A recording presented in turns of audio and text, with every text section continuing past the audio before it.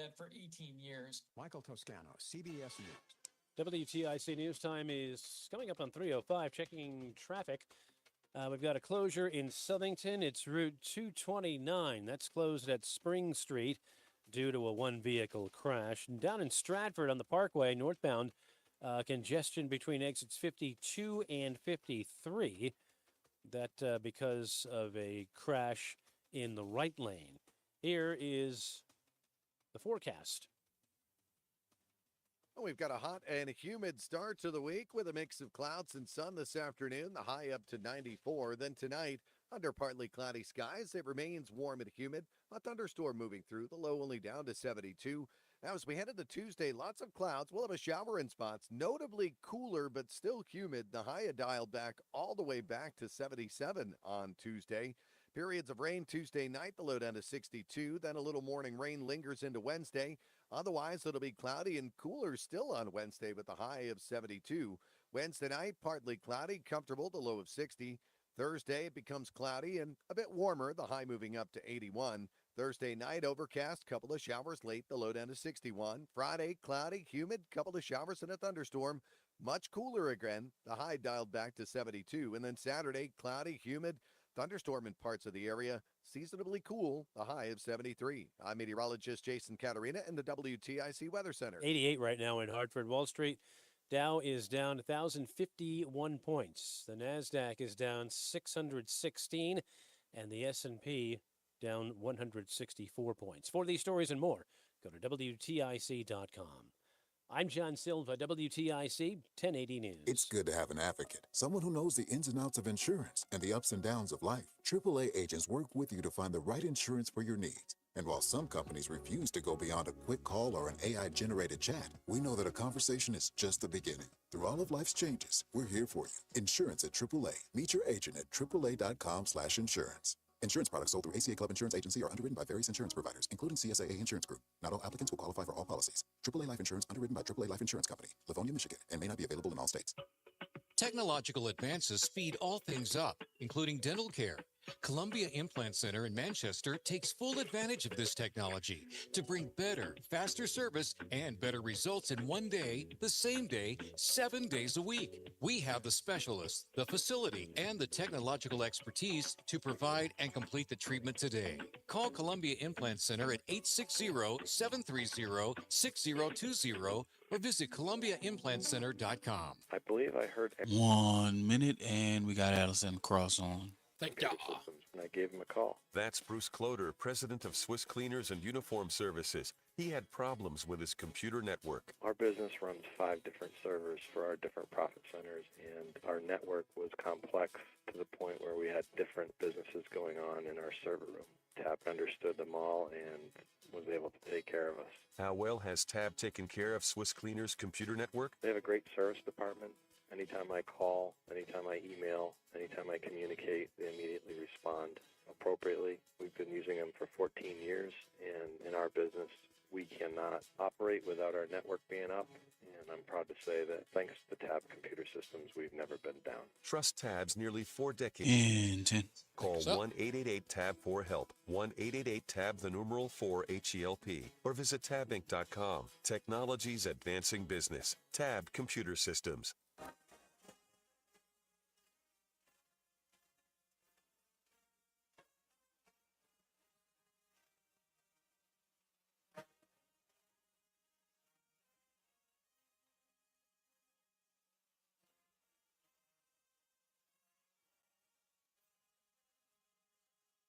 You're listening to Reese on the Radio, filling in today for Todd Feinberg on WTIC News Talk 1080.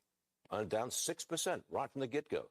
This is heavy, big tech. Here we go. Look at them go down. Microsoft is down $20. That's 5%. Alphabet, 5%. Meta, 6%. Amazon, 6%. Apple, 9% down. Let's pull out Apple. That is called Bidenomics. That is called Bidenomics, and we are very proud of Bidenomics.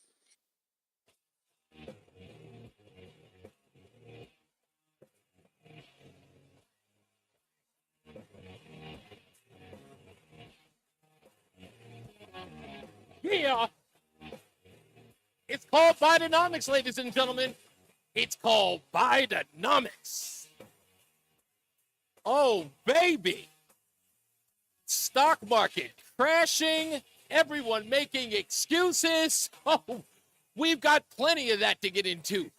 Roughly around the 4 o'clock hour. But I got more things to deal with more than anything, because this interview is almost 2 years in the making. I've tried so hard to have this young lady on the air with us. And I've gone through, I've tooth and nail. I've sent emails, text messages, phone calls. I've talked to people at the newspaper. And for some odd reason, this hot commodity of a journalist over at the Hartford Courant was just too hard to get them on the air. Just too hard. And then finally, I reached out.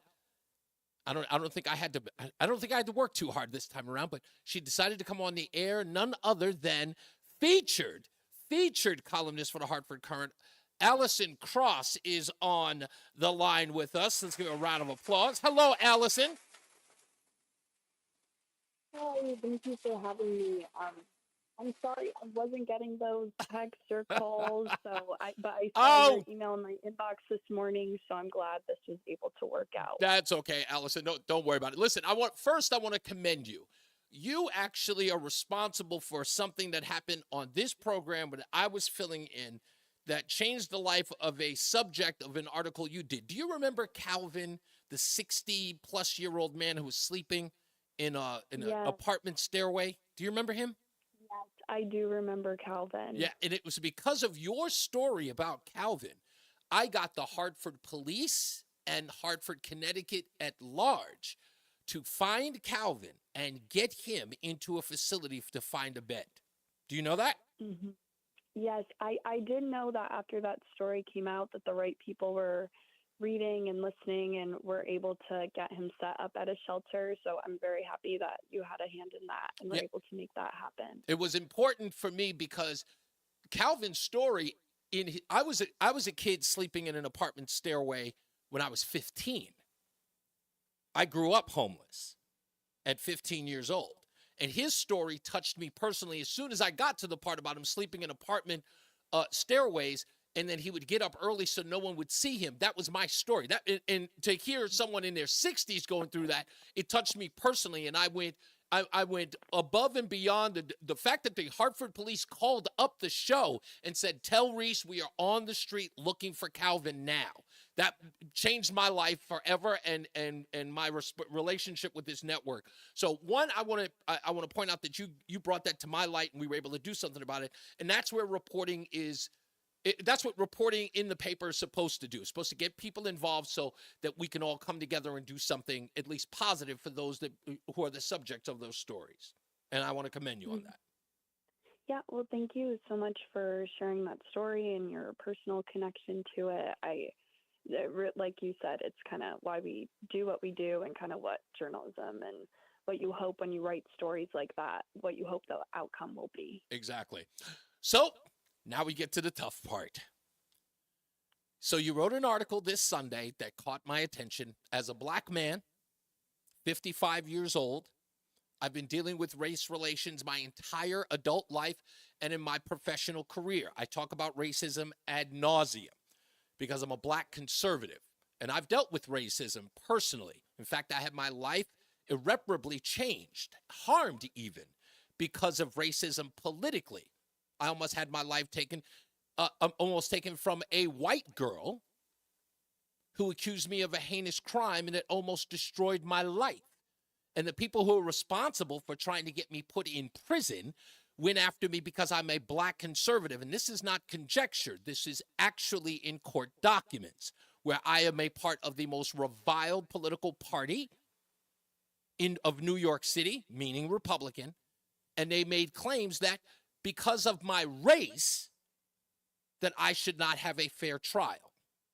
Now, this is absolute racism, and I know it, and it's all documented, and everyone knows it. In fact, people involved in the case knew that. So I went through that, and I went through a hell of an ordeal understanding racism on the most systemic level ever being used against a black man.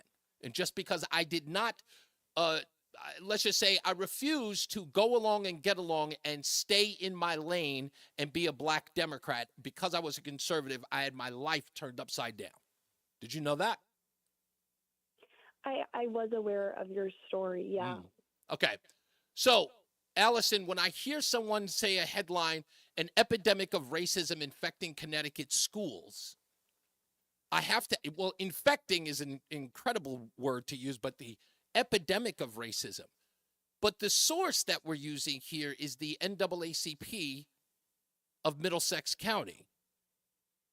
My question to you is, what constitutes an epidemic in the state of Connecticut? Well, I'll just start off by saying I can't take credit for the headline. I don't write my own headlines. Okay. But I will say that kind of beyond the my source with the NAACP, I was just kind of how this started was throughout the year. I'm an education reporter in addition to a state capital reporter. So frequently I'll write stories where something will really bubble up in a town and brings a whole bunch of buzz. Everybody's talking about it. And then it kind of dissipates. And over the last 7 months, there's been a number of stories.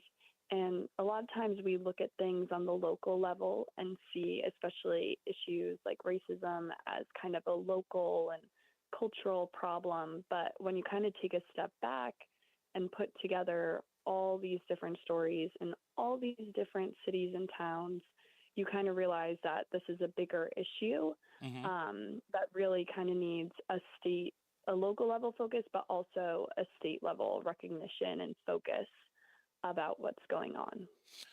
Here's my question to you, Allison. By the way, if you're just joining us, we're on the phone with Allison Cross, writer for the journalist for the Hartford Courant, and her Sunday article was talking about an epidemic of racism infecting Connecticut schools.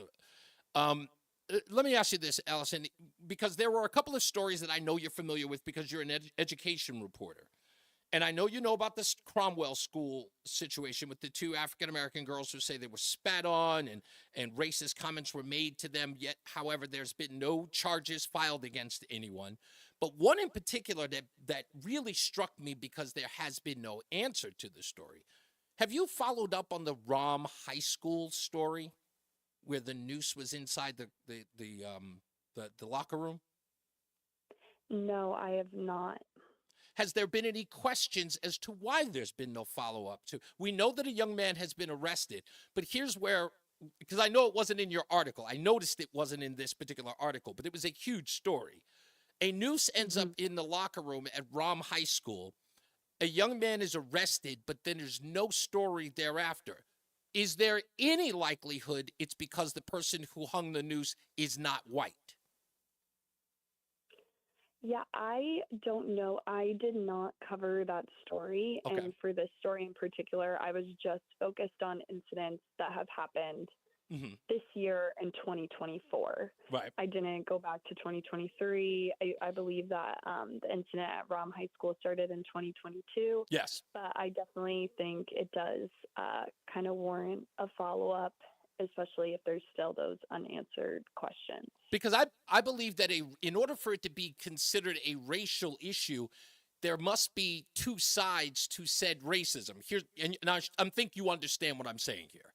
What I'm saying is that, sure, if something is written as a racial epithet to an individual, we must then constitute that the person who wrote said racial epithet is of a differing race. Is that fair? Is that accurate, or am I missing the sort of middle ground here? Does it matter that if a person gets a racial epithet put on its MacBook, that the person might be black and therefore it's still racial because they use the racial slur?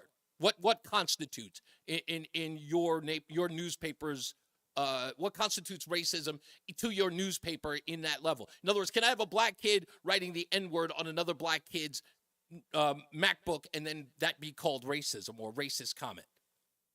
Well, I think that that's kind of a question that a lot of school districts have been grappling with, public and private. I know a few years ago, I had written a story about a white student that had a lawsuit against his private school because he had been expelled from the school. I don't remember all the details, but the gist was that the student had allegedly said the N-word and then lied about it. And this was a white student. And it kind of opened, even though this was an instance of a white student, it was kind of opening up the debate of how do schools kind of enforce these these local policies around using racial language in situations where some people might say, oh, it's all right if a Black student says the N-word, you shouldn't have them be in trouble for that. And other folks say that student should get in trouble just as much as a white student would in that same situation. So I think that's something that has many kind of cultural layers to it, and it's something that school districts are really trying to take a look at as well. Mm-hmm. Let me ask you this about the Middlesex County NAACP, and when it comes to your newspaper, or the NAACP and Black Lives Matter as a whole. I get the impression that they get to set the narrative for all African Americans in the state. Agree or disagree? I mean, I think that one thing in journalism, you try to go to the folks that are being the most vocal about what's happening. So you do kind of go to those leaders of community groups. I know specifically Middlesex County NAACP, when a lot of these incidents have arisen locally, they've opened their own investigations and have really been there working with the families. Same with BLM 860. They've really been at the forefront of kind of hosting a lot of community activism and organizing when this happens. So I think that's oftentimes why there's a first person that you talk to. And it's something that as journalists, you always strive to try to increase your scope of sources and who you're speaking to make sure that you're not just telling a single story. And I think that's something that everyone can kind of work on. Yeah, I mean, the reason why I ask that is because, look, I do this often, and I talk to African-American communities. I have no fear of coming into these communities, having casual conversations with them. I don't go in there as some sort of journalist or anything. I just talk, just having regular conversation, barbershops, things like that. You know what I find overwhelming in all of those conversations? That the things that average rank and file African-Americans talk about when it comes to racism sounds nothing like the stuff that comes out of Black Lives Matter 860 and the NAACP. I mean, absolutely 180 degrees out of phase. They don't believe anything. And the only reason why I say that, Allison, is because what I believe is those are organizations looking for the racism while not addressing real problems, right? So if an organization is built on finding racism you will find. But if you're talking to the average rank and file African Americans, who I think in this discussion is probably much more credible than NAACP or Black Lives Matter 860, I kind of feel like you would get a more reasonable attitude in the Black community about issues going on in schools or in and around the state. Do you agree, or am I? Or maybe that's not the focus. I always think it's very important, especially to talk to parents of the families who are impacted by this when there was a situation recently in East Haddam where a 14-year-old boy had to flee the state because of the kind of bullying that he endured for months that his father learned about. Yes, alleged bullying. Thank you. So kind of speaking to parents there and speaking to parents in Glastonbury and kind of hearing their concerns and the resolutions that they hope for, both kind of in terms of holding folks accountable, but also making sure that their leaders are kind of putting in the work and laying the groundwork to prevent future incidents from happening. Are we seeing, Allison, from your perspective as an education reporter, I know we have that one story you just mentioned, which is in your article about the one family that left Connecticut. Are we seeing a mass exodus of African Americans leaving the state because of this problem? I mean, I don't have any data to say there's a mass exodus, and I don't think that my article was trying to convey. Oh, no. I don't want you to get the impression I am. Oh, hold on. I'm sorry. Don't get that. No. If I said it, if I say it, that's what I mean. I don't want you to get them. I'm inferring anything. I'm asking you whether or not you're seeing a mass exodus, or is that anything that you're noticing? I'm just a general question. I just want to know if there is a mass exodus of African Americans who are leaving the state because of this issue. That's all I'm asking. Yeah, I not a mass exodus, but just even if there's one family, if you think about it, even just one family that has had such an experience like that needs to leave. There's been more than one family. I've spoken to kind of sources who say that they know a handful of families over the years who have left Connecticut, thinking that Connecticut, we have this reputation as being a very liberal state that has a reputation for being very welcoming to all people. And then they kind of end up in these school districts and realize that that's kind of a mirage. So I think even if there's not a mass exodus, if you're a leader and just one person has left because of this, I think it kind of speaks to. But wait a minute, you bring on something that we hear in conservative talk, in conservative programs. We talk about this all the time. See, I believe racism happens. I believe systemic racism happens. And I believe that the people who say that they're experiencing it they're experiencing it. I'm not here to say that it isn't happening. But what I find, Allison, and I think you're saying the same thing. Here's Connecticut, who is seen as a very liberal state. And we go to every one of these cities that have large quantities of African Americans: Detroit, Chicago, New York. These are places where mass amounts of African Americans live, and they appear to be suffering the most under these systemic racism or these systemic racism claims. So what's the problem with progressive or Democrat or blue-leaning cities that Black people are recognizing systemic racism there than they are anywhere else? There's something like, is there causation, correlation? What am I missing? I mean, I think you would probably have to talk to, and I would have to interview a sociologist or an expert in that field to kind of get better context and answers there. That's not really my area of expertise. Okay, no, I don't want you to answer anything that's not your area of expertise. Can you hold on for us just so we can take a hard break real quick? I want to follow up on another story that you brought to light some 2 years after the fact about the 11-year-old girl who committed suicide. Can I ask you a little bit about that? Yeah, you can. Okay. All right. Hold on, folks. We're on the phone with Allison Cross. She is a writer, a journalist for the Hartford Courant. We're talking about her Sunday article about the epidemic of racism in the state, at least in Connecticut schools. We'll talk a little bit more with her when we get back from the break. It's Reese on the Radio, filling in for Todd Feinberg on NewsTalk 1080 WTIC. Does your job require you to be on your feet all day? Teachers, postal carriers, salespeople, and restaurant staff. Many of us need our feet to get us through the day. Hi, this is Mike with the Good Feet store, and I'd like you to hear from Donna.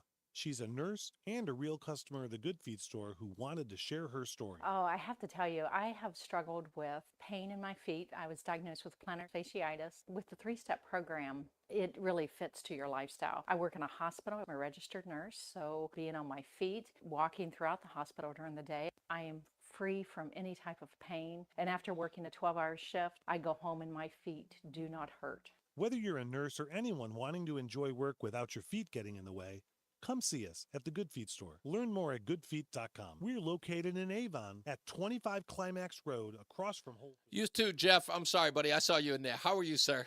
Eligible. Schedule your free test walk at goodfeet.com. There's a lot happening in Washington and in your local neighborhood. Follow WTIC News Talk 1080 on the Odyssey app to keep up with the latest.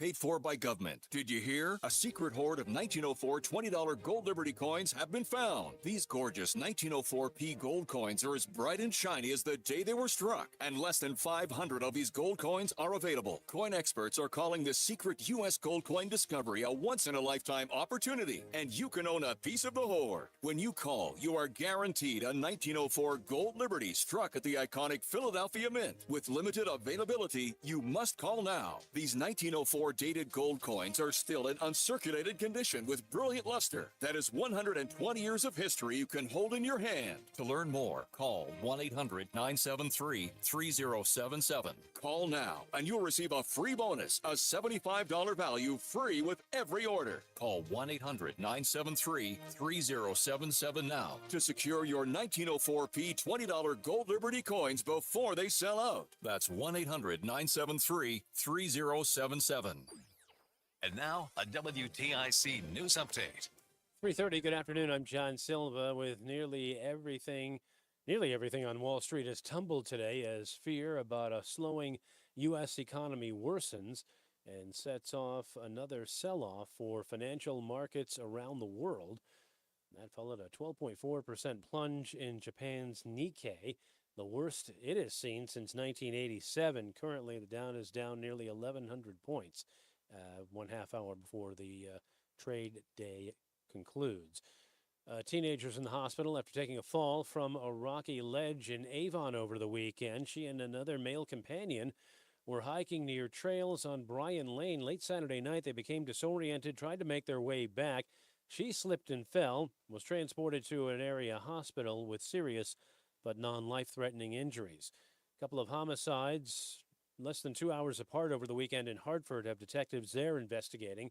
First occurred around 11:30 Saturday night. 41-year-old Terrence Brown found with multiple gunshot wounds on Burton Street. Then later, a little after 1, police say 36-year-old Antoine Gouge was found with gunshot wounds on Fish Fry Street. He was taken to Hartford Hospital and pronounced dead. Governor Lamont and other state leaders talked up protections for home health care workers in Hartford today. It's a $6 million grant that will aid in such things as emergency alert systems and buddy programs, all born out of the death last year of Joyce Grayson, killed allegedly at the hands of a client in Willimantic. Tropical storm Debbie forecast to bring catastrophic flooding to Florida and potentially record-setting rain in Georgia and South Carolina as it moves over the southeastern U.S. WTIC News Time 3:31. Some of those remnants may make their way up here later this week. Here's meteorologist Jason Caterino with the forecast. Well, this afternoon, a hot start to the week with a mix of clouds and sunshine. It'll be humid as well, the high of 94. Tonight, under partly cloudy skies, remaining warm and humid. Watch for a thunderstorm around, the low down to 72. Tuesday, lots of clouds, a shower in spots, notably cooler but still humid, the high of 77 on Tuesday. Then Wednesday, a little morning rain, otherwise cloudy and cooler still with the high of 72 on Wednesday. I'm meteorologist Jason Caterina in the WTIC Weather Center. Wall Street, the Dow down 1080, NASDAQ down 631, S&P down 172. 88 and sunny right now in Hartford. For these stories and more, go to WTIC.com. I'm John Silva, WTIC 1080 News. Nierenstein, Horowitz & Associates knows it's easy to put off creating a living trust. Here's a simple way for you to take the first step. A free consultation to those who participate in our public seminars. Creating a living trust provides financial security for your family's future, and it eliminates any possible confusion. Attend one of our seminars, August 6th in Canton, August 7th in Farmington, August 8th in Cheshire, or August 10th in Old Saybrook. Visit preserveyourestate.net for more information. Isn't it time you thought about an estate plan for your family? Estate planning attorneys help prioritize and carry out personalized asset protection strategies.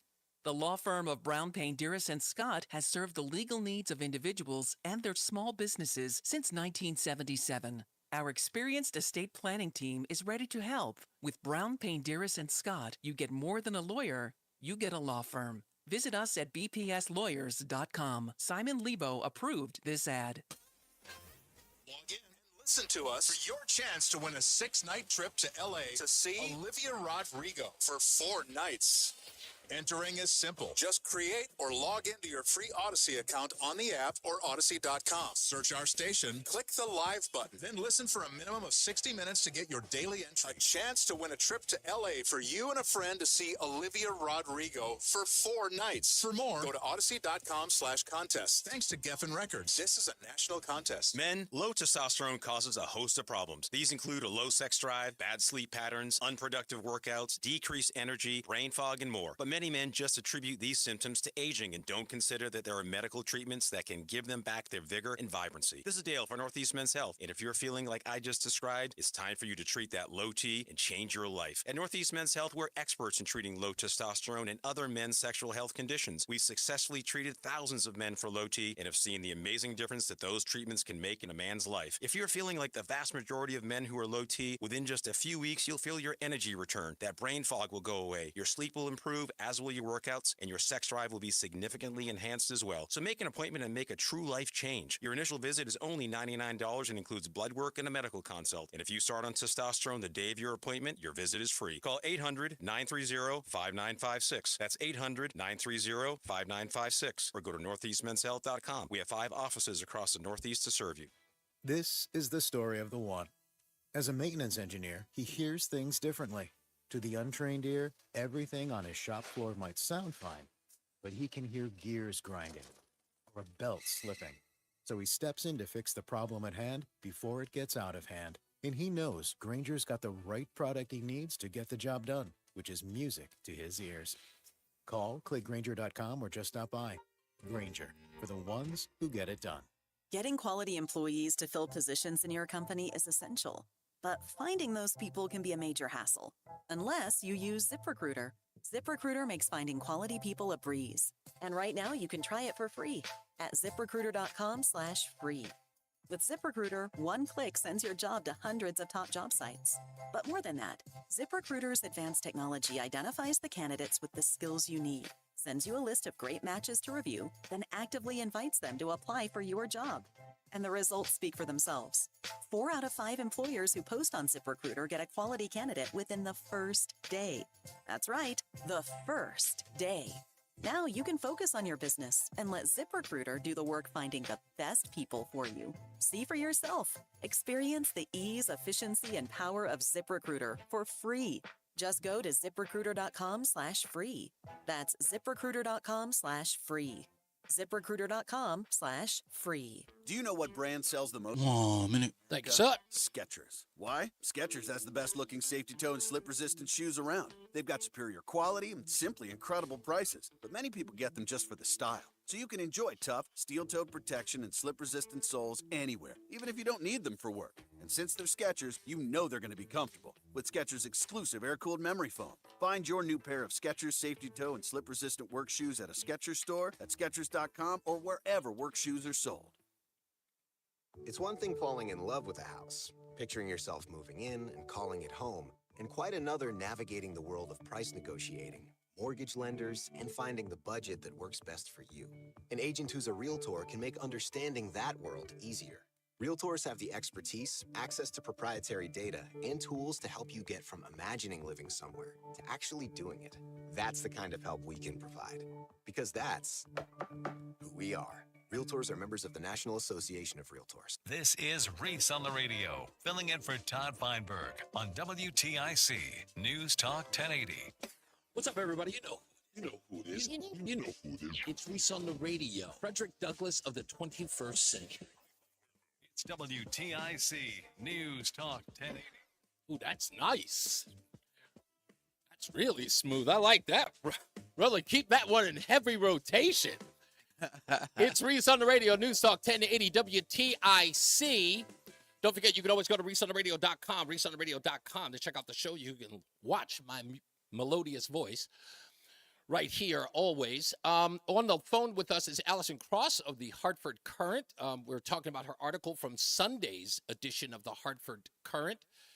It is the headline says, "An epidemic of racism is infecting Connecticut schools," officials say. This article immediately piqued my interest because I was like, infecting and epidemic is strong words when I, sort of look in the African-American community. And I deal with the people in the African-American community often, and I ask questions like this, and they seem to be very, very different from what the activist class seem to be talking about. I'll say this, Allison, because I remember one day I got into an argument with a black woman who thought that my views were counterintuitive or counterproductive. She said to me one day, "Reese, you think all black people are stupid?" And my response to her was, "Well, I know you're not all smart. That's impossible. Everybody has stupid people in their groups, doesn't matter who they are. I don't believe that anybody should be sort of treated with kid gloves. Everyone should be treated fairly. We have smart people, we have dumb people, we have intelligent people, we have not so intelligent people. We have this, we have that. Everybody needs to be held to a degree of scrutiny, no matter who they are. And I believe in that because I don't believe that we should ever treat any particular group with a degree of favoritism or let's just say we should treat any group like they are not capable of bad things versus good things. Like everybody is human and all those things. But let me get into the point of what I'm trying to make here. I'm getting the impression, and I've asked people at your paper as well as news media all over Connecticut, one question. Is it the reason why this story seems to get play or prominence in publications and on the news because they don't want to cover stories like inner city strife because they don't want to be seen as racist or bigoted or maybe picking on a particular group of people? Overwhelmingly, they say yes, that talking about racism is something they'll cover, but they won't talk about the inner strife happening in the inner city. Do you see that happening at all, or is there a fair coverage of both things?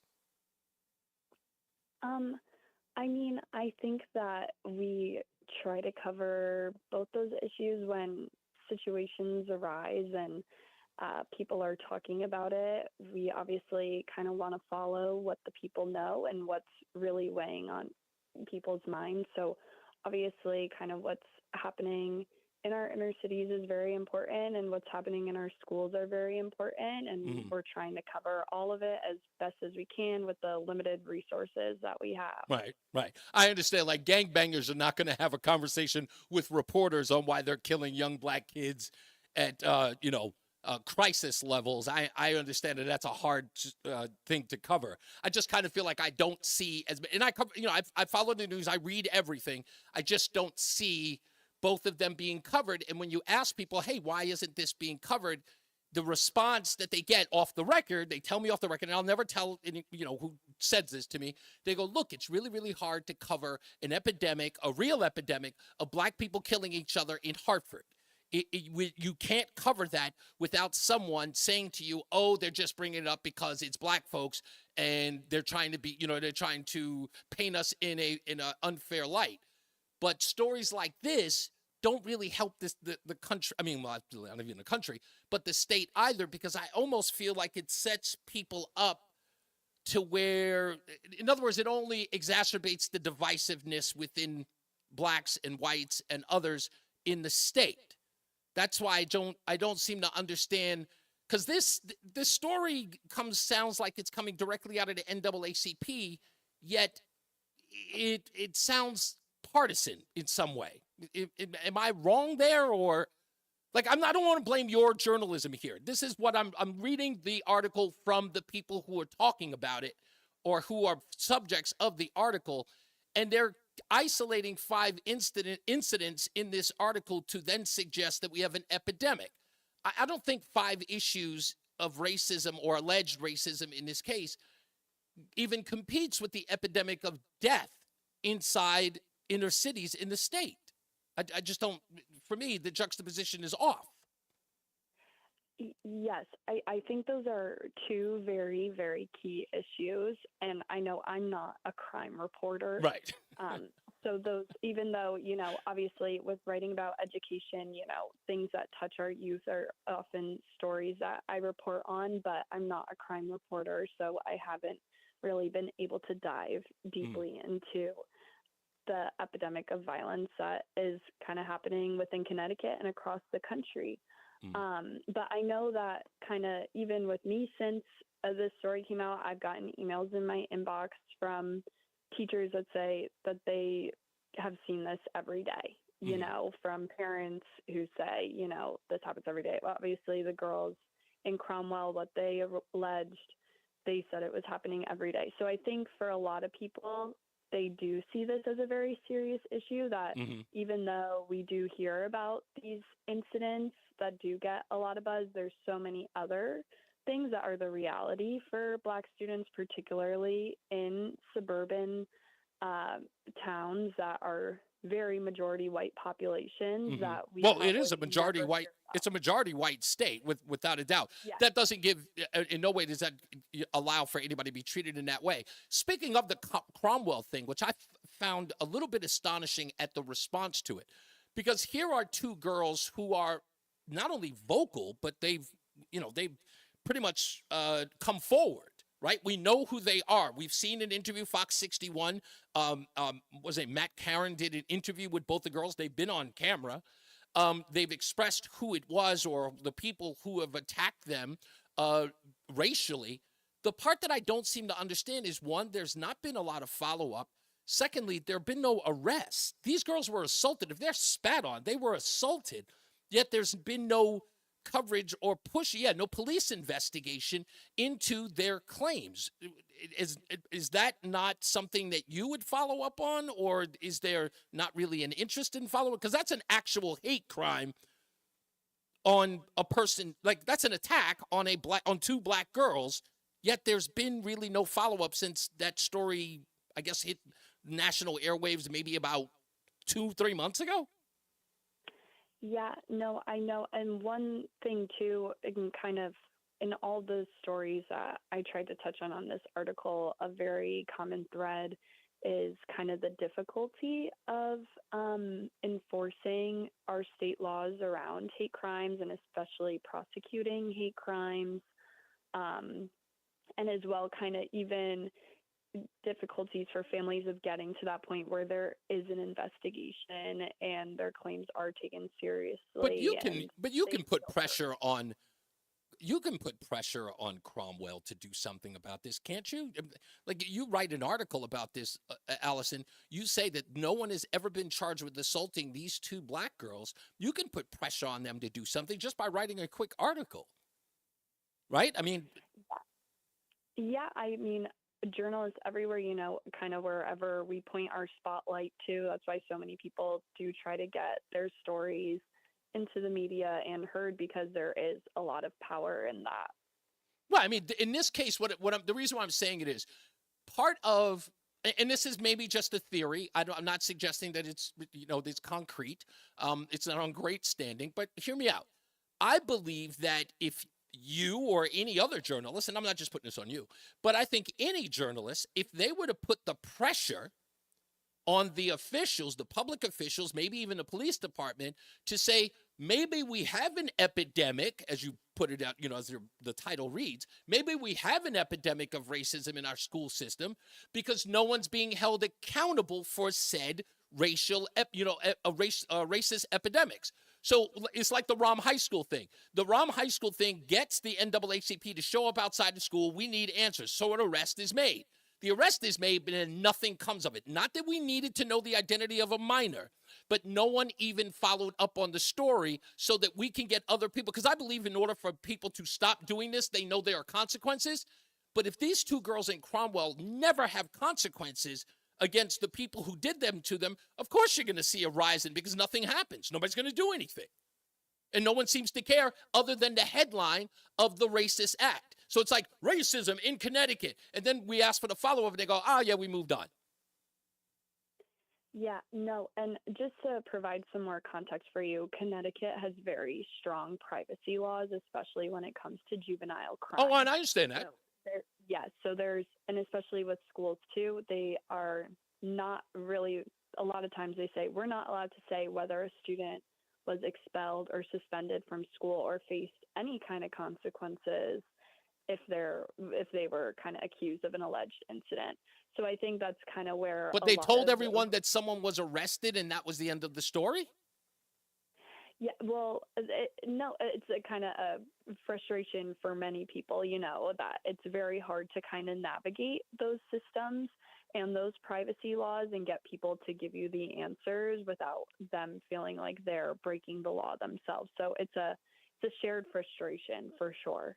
So all right, I hear what you're saying. So legislatively, we have to make something where if there is a racial incident in the state of Connecticut, that consequences are handed out. Not that we need, like I said, I don't need anybody to have a public flogging, as it were, but I kind of feel like there's never any follow-up. It's sort of like it's the racism headline, and then we don't even follow up with whether or not it was indeed a racist. Like when it wasn't, like when it's not a racial issue. You remember the what's his name? Bubba Watson, was that his name?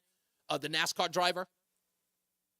Do you remember that? Okay. So Bubba Watson was a NASCAR driver, and he said it was a noose inside of his garage, and it turns out it was just a pull handle. So, like, you know, and turned around, everybody wanted to make it a noose incident, but then when it turned out the FBI investigation ruled that it wasn't, nobody wanted to cover that story. So many people in Connecticut kind of feel like the only thing Connecticut news writers or newspapers or media figures want to write about is the incident, and there's never any clarity at the other end to say, okay, one, we dealt with it. Two, people are being held responsible, and the community rallied around said individual who was who was hurt or harmed. It only seems to be talking about, or let me put it this way. It seems like there's an active pursuit to separate people in this state using racism. That's my view. Yeah, I mean, I'm not trying to separate anyone I am just trying to write about stories that people are talking to me about that seem important. Mm-hmm. And I think that this was an issue that was important. Something that I also tried to get to with this story is kind of opening it up to that search for solutions. Obviously, the state legislature has instituted a task force to study the effect of hate speech on students, and this isn't just a hate speech regarding race, it's regarding kind of the whole breadth of how kids end up getting bullied, honestly. Right. And kind of really trying to focus in and say, A, how do we respond to this? But B, some may argue even more importantly, how do we kind of lay the groundwork to prevent this? I think that's impossible, by the way. I got to be honest with you. I think it's a fool's errand to get people, because you're going to have to control what people think, Allison. And people, we can't brainwash people into thinking what we want them to think. There are bad actors in every society. Some of them may be a little racial. Some of them may be very racial, but we can't, unless we brainwash them, people are going to be people, be they bad, be they good. I know people think that we need to solve the problem, but I'm like, it's almost like solving the problem of humanity. Humanity is good and bad. But that's, how do we solve murder? We can't prevent people from doing it because people are going to do it. Racism, I say racism is like herpes. It's like it has a flare up now and again, but it's never going away. Mm-hmm. Yeah, well, I think it is obviously a very ambitious undertaking. This is something that our society, our country has struggled with, since the beginning, you know? Mm-hmm. And I think that too, kind of one of the points kind of through my reporting on this story that was important is just kind of emphasizing that during this era where you see so much online and kids are on their phones and connected to people all over, it's not just enough kind of for the parents.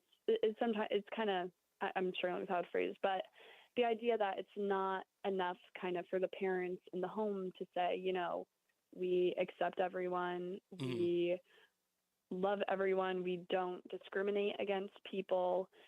It's not enough for parents to do that, anymore in some cases, because you don't know what your kids are seeing online. And I think, I get your point of kind of, there's going to be bad people who do bad things. Exactly. But I think the point is kind of when we have these children and these young minds that are growing and learning about the world, that we're trying to, but folks are wanting to try their best, I guess you could say, to make sure that.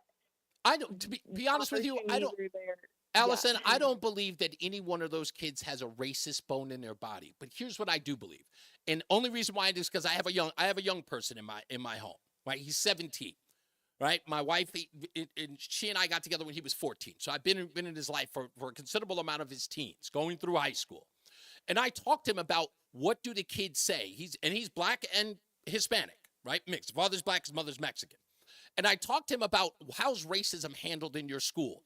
And he says, with a straight face, Allison, with humor, he says, kids say mean things to each other to get a rise out of the person. In order to hurt them, they will usually go for the most basic trope, and it's always race.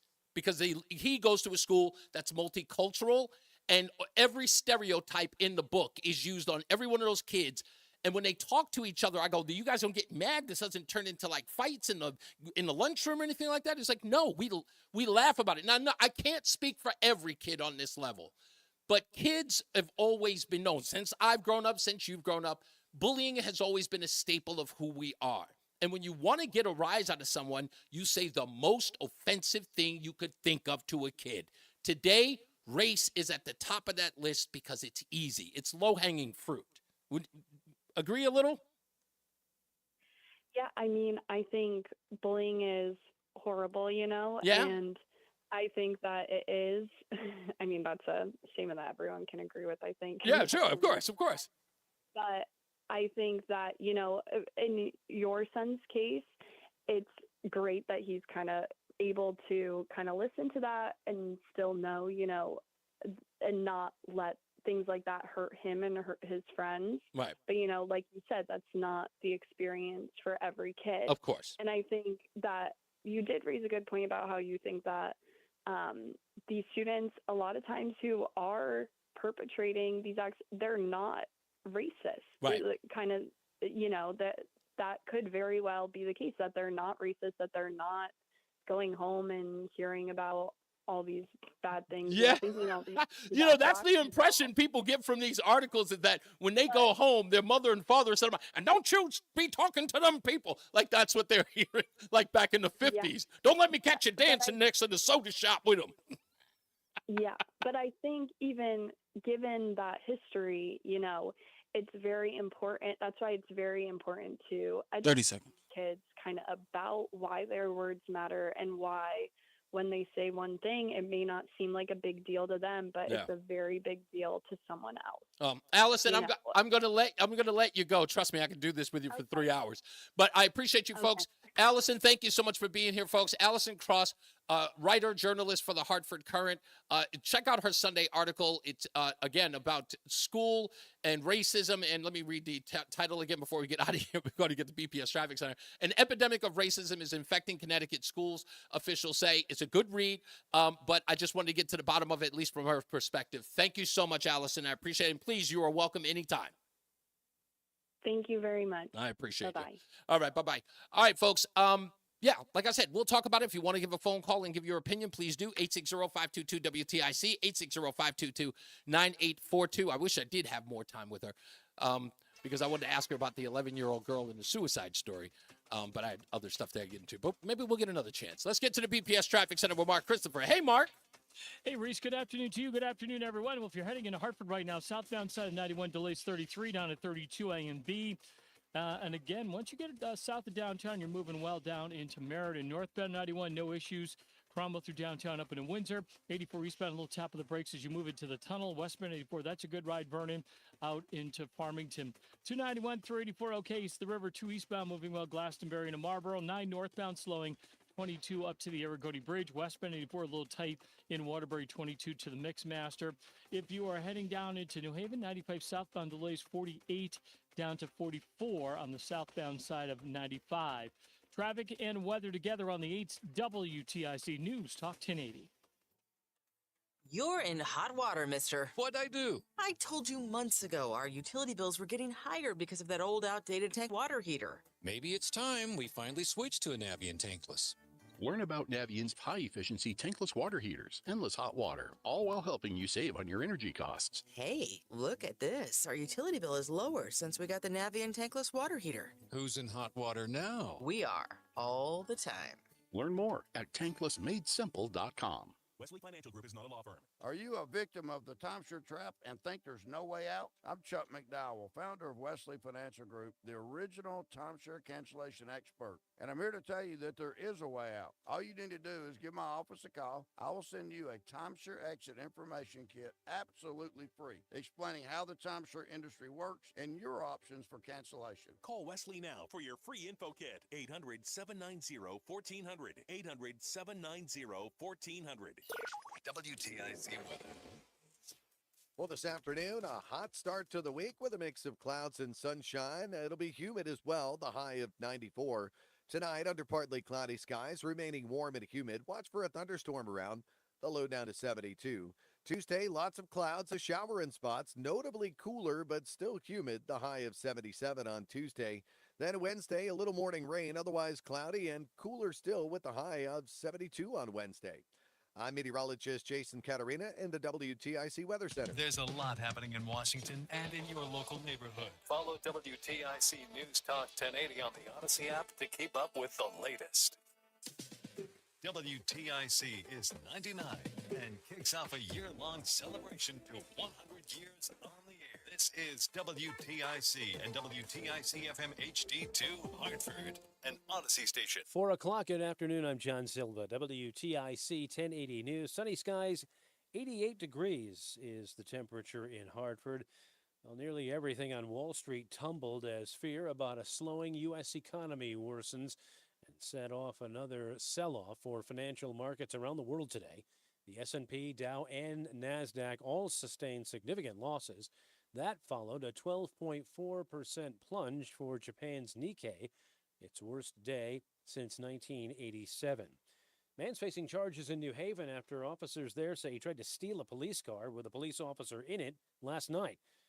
Happened in the area of the Hill South District. The vehicle with the officer was writing a report at the time, was parked outside the substation. That's when police say 49-year-old Stacy Footman confronted the officer, told him to get out of the car. When the policeman unlocked the doors to do that, that's when the suspect jumped in and took off, speeding down the street, and then hit a church on Congress Street. Both the suspect and the police officer were treated for minor injuries. Footman remains in the hospital under guard, facing a host of charges, including assault on an officer, kidnapping, and larceny. Bond was set at $500,000. In wake of several recent food recalls, public health officials say consumers can take steps to prevent foodborne illness. Last week, Boar's Head recalled a long list of deli meats due to possible infection with listeria. State Public Health Commissioner Dr. Manisha Jutani says you should throw out Boar's Head meat that may have been affected by the recall, and you can heat other meat to 165 degrees to kill off any potential bacteria. But if you heat it to 165 degrees, the chances are much, much less that you should have listeria or any bacterial pathogen, for that matter, from whatever meat product it is that you're eating. Senator Richard Blumenthal and Congresswoman Rosa DeLauro have proposed a bill that would create a federal food administration to streamline government food safety responsibilities into one agency. Tropical storm Debbie expected to lash the southeastern U.S. for several days. This after coming ashore in Florida today as a hurricane. More from correspondent Jim Crisula. What was Hurricane Debbie is predicted to dump record amounts of rain across the southeast this week. Michelle Owens is interim city manager of popular Tybee Island, Georgia, near Savannah. What makes this storm different from what we understand is that this is a 1,000-year flood event. So this is highly unprecedented. We don't know what to expect. The slow-moving storm has already dumped nearly a foot of rain in places and caused widespread power outages in Florida and Georgia. Jim Crisula, CBS. Grant money's been earmarked for a safety program for home health care aides. Legislation passed in the General Assembly was born out of the death last fall of Joyce Grayson, a Willimantic nurse, allegedly at the hands of one of her clients. The $6 million will go to fund a variety of items, says Andrea Barton-Reeves, the Commissioner of the State Department of Social Services. Comprehensive training programs to equip home health care staff with the skills necessary to handle emergencies and safe care. The provision of emergency response buttons for quick access to assistance in urgent situations. the implementation of a buddy escort system to ensure the safety of staff members during visits to high-risk areas. Other items include emergency alert buttons and a phone line for those in the field to access immediate support. This report from the Summer Games, sponsored by Middlesex Health, the smarter choice for care. CBS Summer Games. Here's Wendy Gillette. Simone Biles has seemed invincible during these Olympics. But today, she showed she's not superhuman, falling on beam and bouncing out of bounds twice during floor. Her difficulty on floor still earned her the silver, a tiny margin behind Brazil's Rebecca Andrade. Biles grimaced when she saw how close she came to another gold to add to her first-place finishes in the team, all-around, and vault finals. She has now won 11 Olympic medals and is the most decorated U.S. gymnast in Olympic history. Teammate Jordan Childs filed an inquiry after her floor routine, and it was boosted a 10th, enough to give her the bronze. American Suni Lee was one of the 4 gymnasts who fell off the beam. You could feel the tension in the room. I mean, the crowd shushing us for cheering. Like, we didn't like that. Lee finished the games with a gold in the team and bronzes in the all-around and on bars. I'm Wendy Gillette at the Summer Games in Paris, CBS News. With Progressive's Home Quote Explorer, you can check if you're paying too much for home insurance, because giving you options is the right thing to do. Oh, you mean like when I let someone with less groceries go ahead in line? Sure, there's a part of me that thinks, if you only need 3 things, maybe go to a convenience store next time. And now they're sifting through coupons and my frozen foods are about to be not frozen. But still, it's the right thing to do. So compare rates with Progressive's Home Quote Explorer. Progressive Casualty Insurance Company affiliates and third-party insurers. Not available in all states or situations. Prices vary based on how you buy. Closing bell report sponsored by Bouvier Insurance. The Dow lost over 1,000 points today, 1,033 to be exact. NASDAQ lost 576 and the S&P shed 160 points. For these stories and more, go to WTIC.com.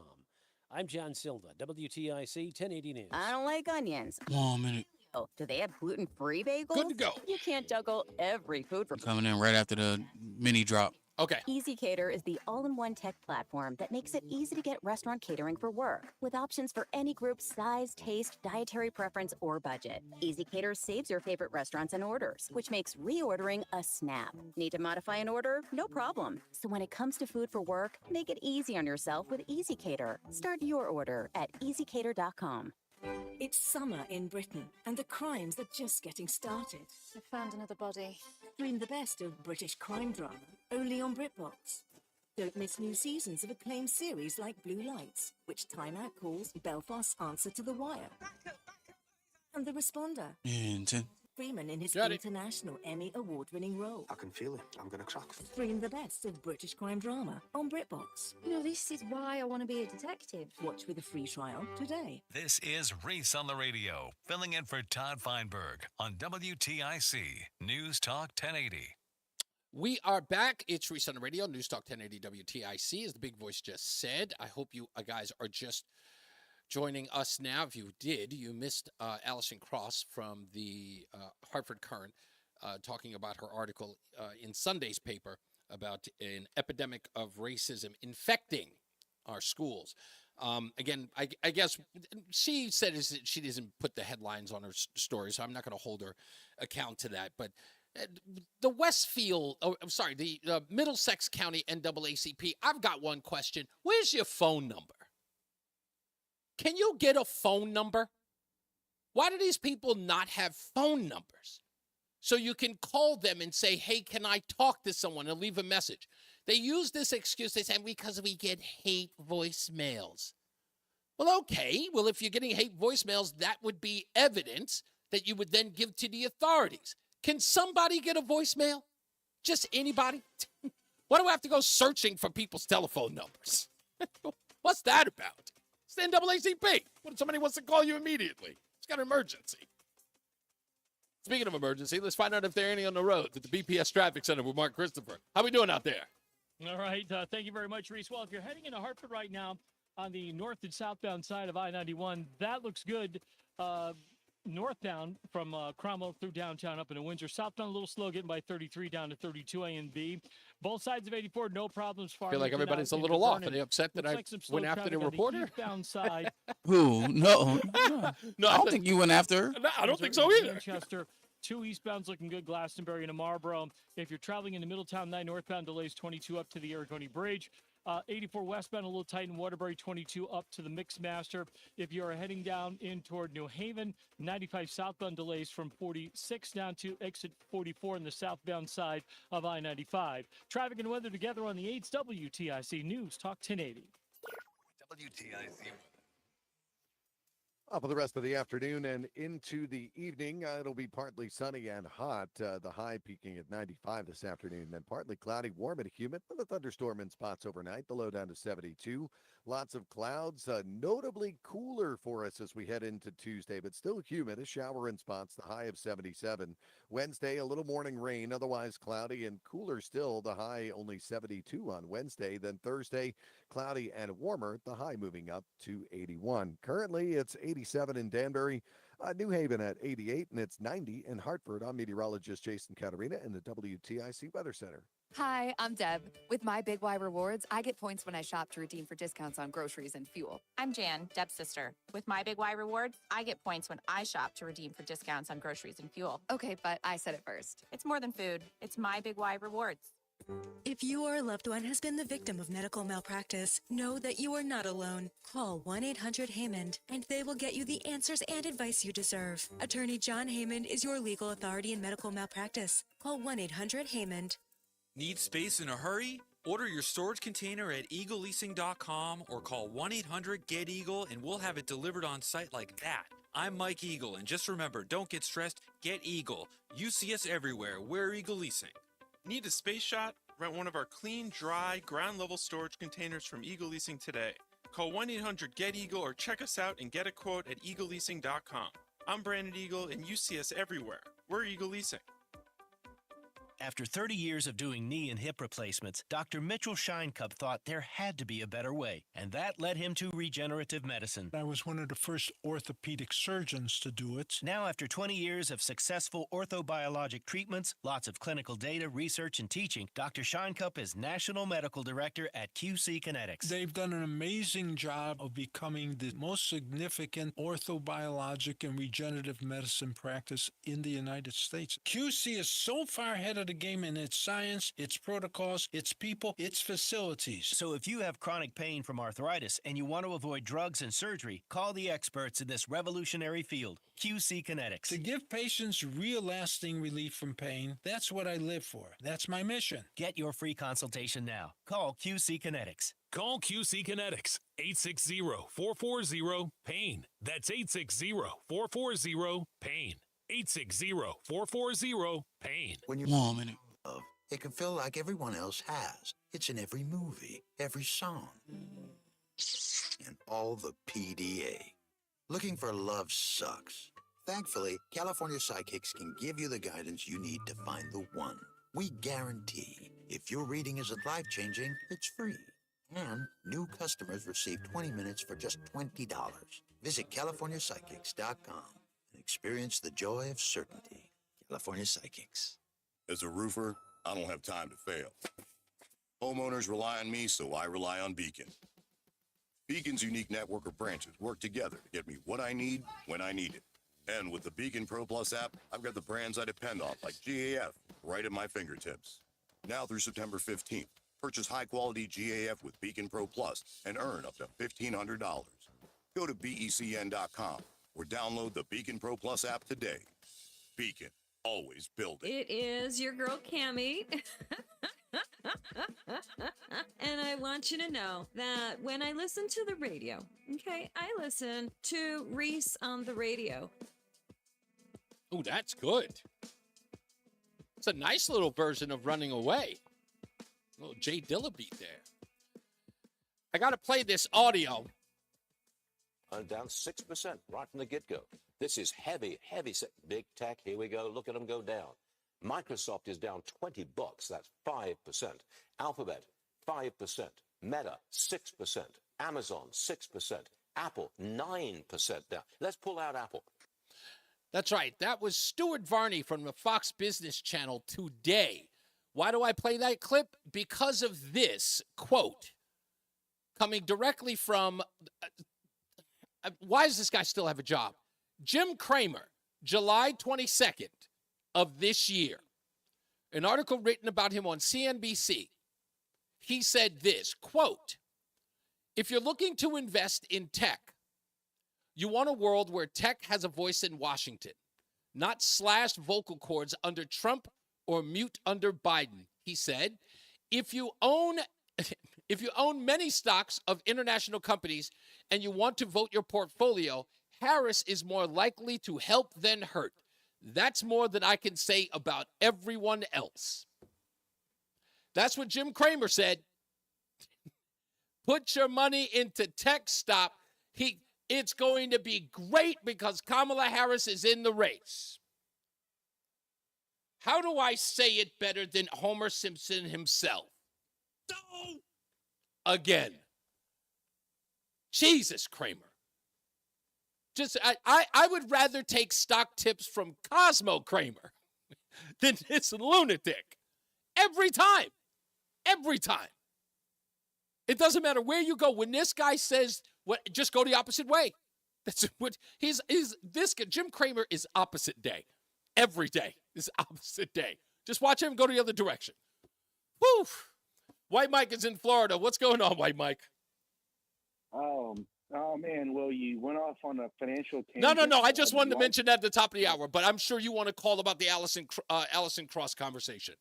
Dude, first of all, why does every white woman talk like that? I don't know. What does that mean? Every white woman under a certain age has a Kim Kardashian vocal fry. Oh, I don't. Oh, okay. Maybe that's just a cultural thing. I don't know. It's an affectation. But anyway, okay. It's just another, and I don't want to disparage this poor woman because she's just doing her job. Right, of course. That's just another incidence of the liberal media being muckrakers and trying to start a fire where there is none. Right. I seriously doubt there's an epidemic of little white girls in Hartford, Connecticut, running around spitting on Shanique with box braids. I agree. And I don't, and that's not, wait. Now, what they're focusing on in the article is, White Mike, is that this is happening online. That's the part that's the big sort of the rub of it all. Like, this isn't blatant racism happening hand to hand. However, the Cromwell school situation is a hand-to-hand racism issue that no one even wants to address. What's in Allison's article is more of an online bullying issue that's being painted as all racist. Are these children this soft? I don't know. You grew up in the 80s. We used to have fist fights. Yeah, I got chased home, man. Yeah. And as far as racism, I guarantee you if she was an actual investigative journalist, she could find case after case of black-on-white violence in those school systems. Probably. I guarantee you she can. And nobody talks about it. Well, that was wait. No, remember, I asked that question about that, right? Now, I said that, these constant themes of focusing more on these issues and not focusing on the other one. Yeah, they're both bigger problems, but she never disputed the fact that there are clearly more incidents of this violence happening in the black community that outpaces what we're seeing as far as online racism against black kids.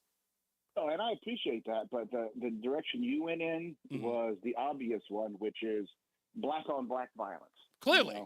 Gangsters shooting each other. Yeah. But black-on-white violence far outstrips white-on-black violence by any metric. Absolutely. It's an epidemic, and no one talks about it. You think they don't talk about black-on-black crime? They never talk about black-on-white crime, ever. And I think the overall theme of that is that the news media is hesitant about criticizing, if not going after, those things happening in the African-American community, or else be deemed race. Because the biggest, what I find amazing, here's the part. What I find amazing is the news media will easily point at, this is racist, that is racist, this is racist behavior. But when you say, how come you don't cover black kids attacking white kids in school? And they go, well, we don't want anybody to deem us as racist. I'm like, but wait a minute, you guys do that all day. It's like, that's happening every day. But now you have a fear of being called racist?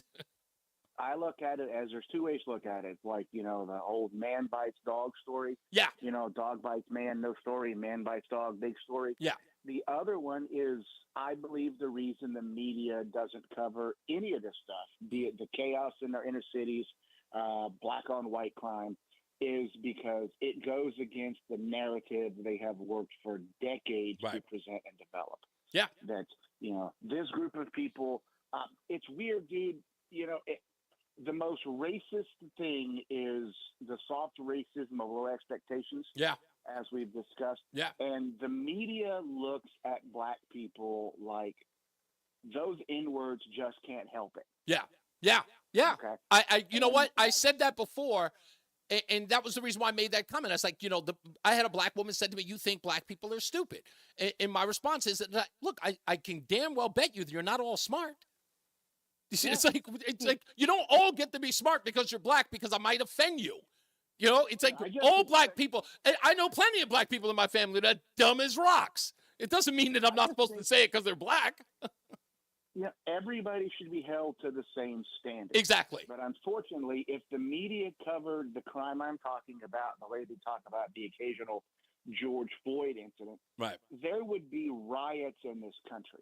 If the media just for 6 months lead story every night was this little white kid got killed, this white person got killed, that person got killed, and they're all killed by black people, they would light a fire under people they don't want to light. It's like what's happening in Britain right now. Yeah, indeed. You see what's happening in Britain. Oh, yeah. And the BBC, the British news media, is shocked that these bunch of, native Brits have decided they've had enough being victimized by migrant crime.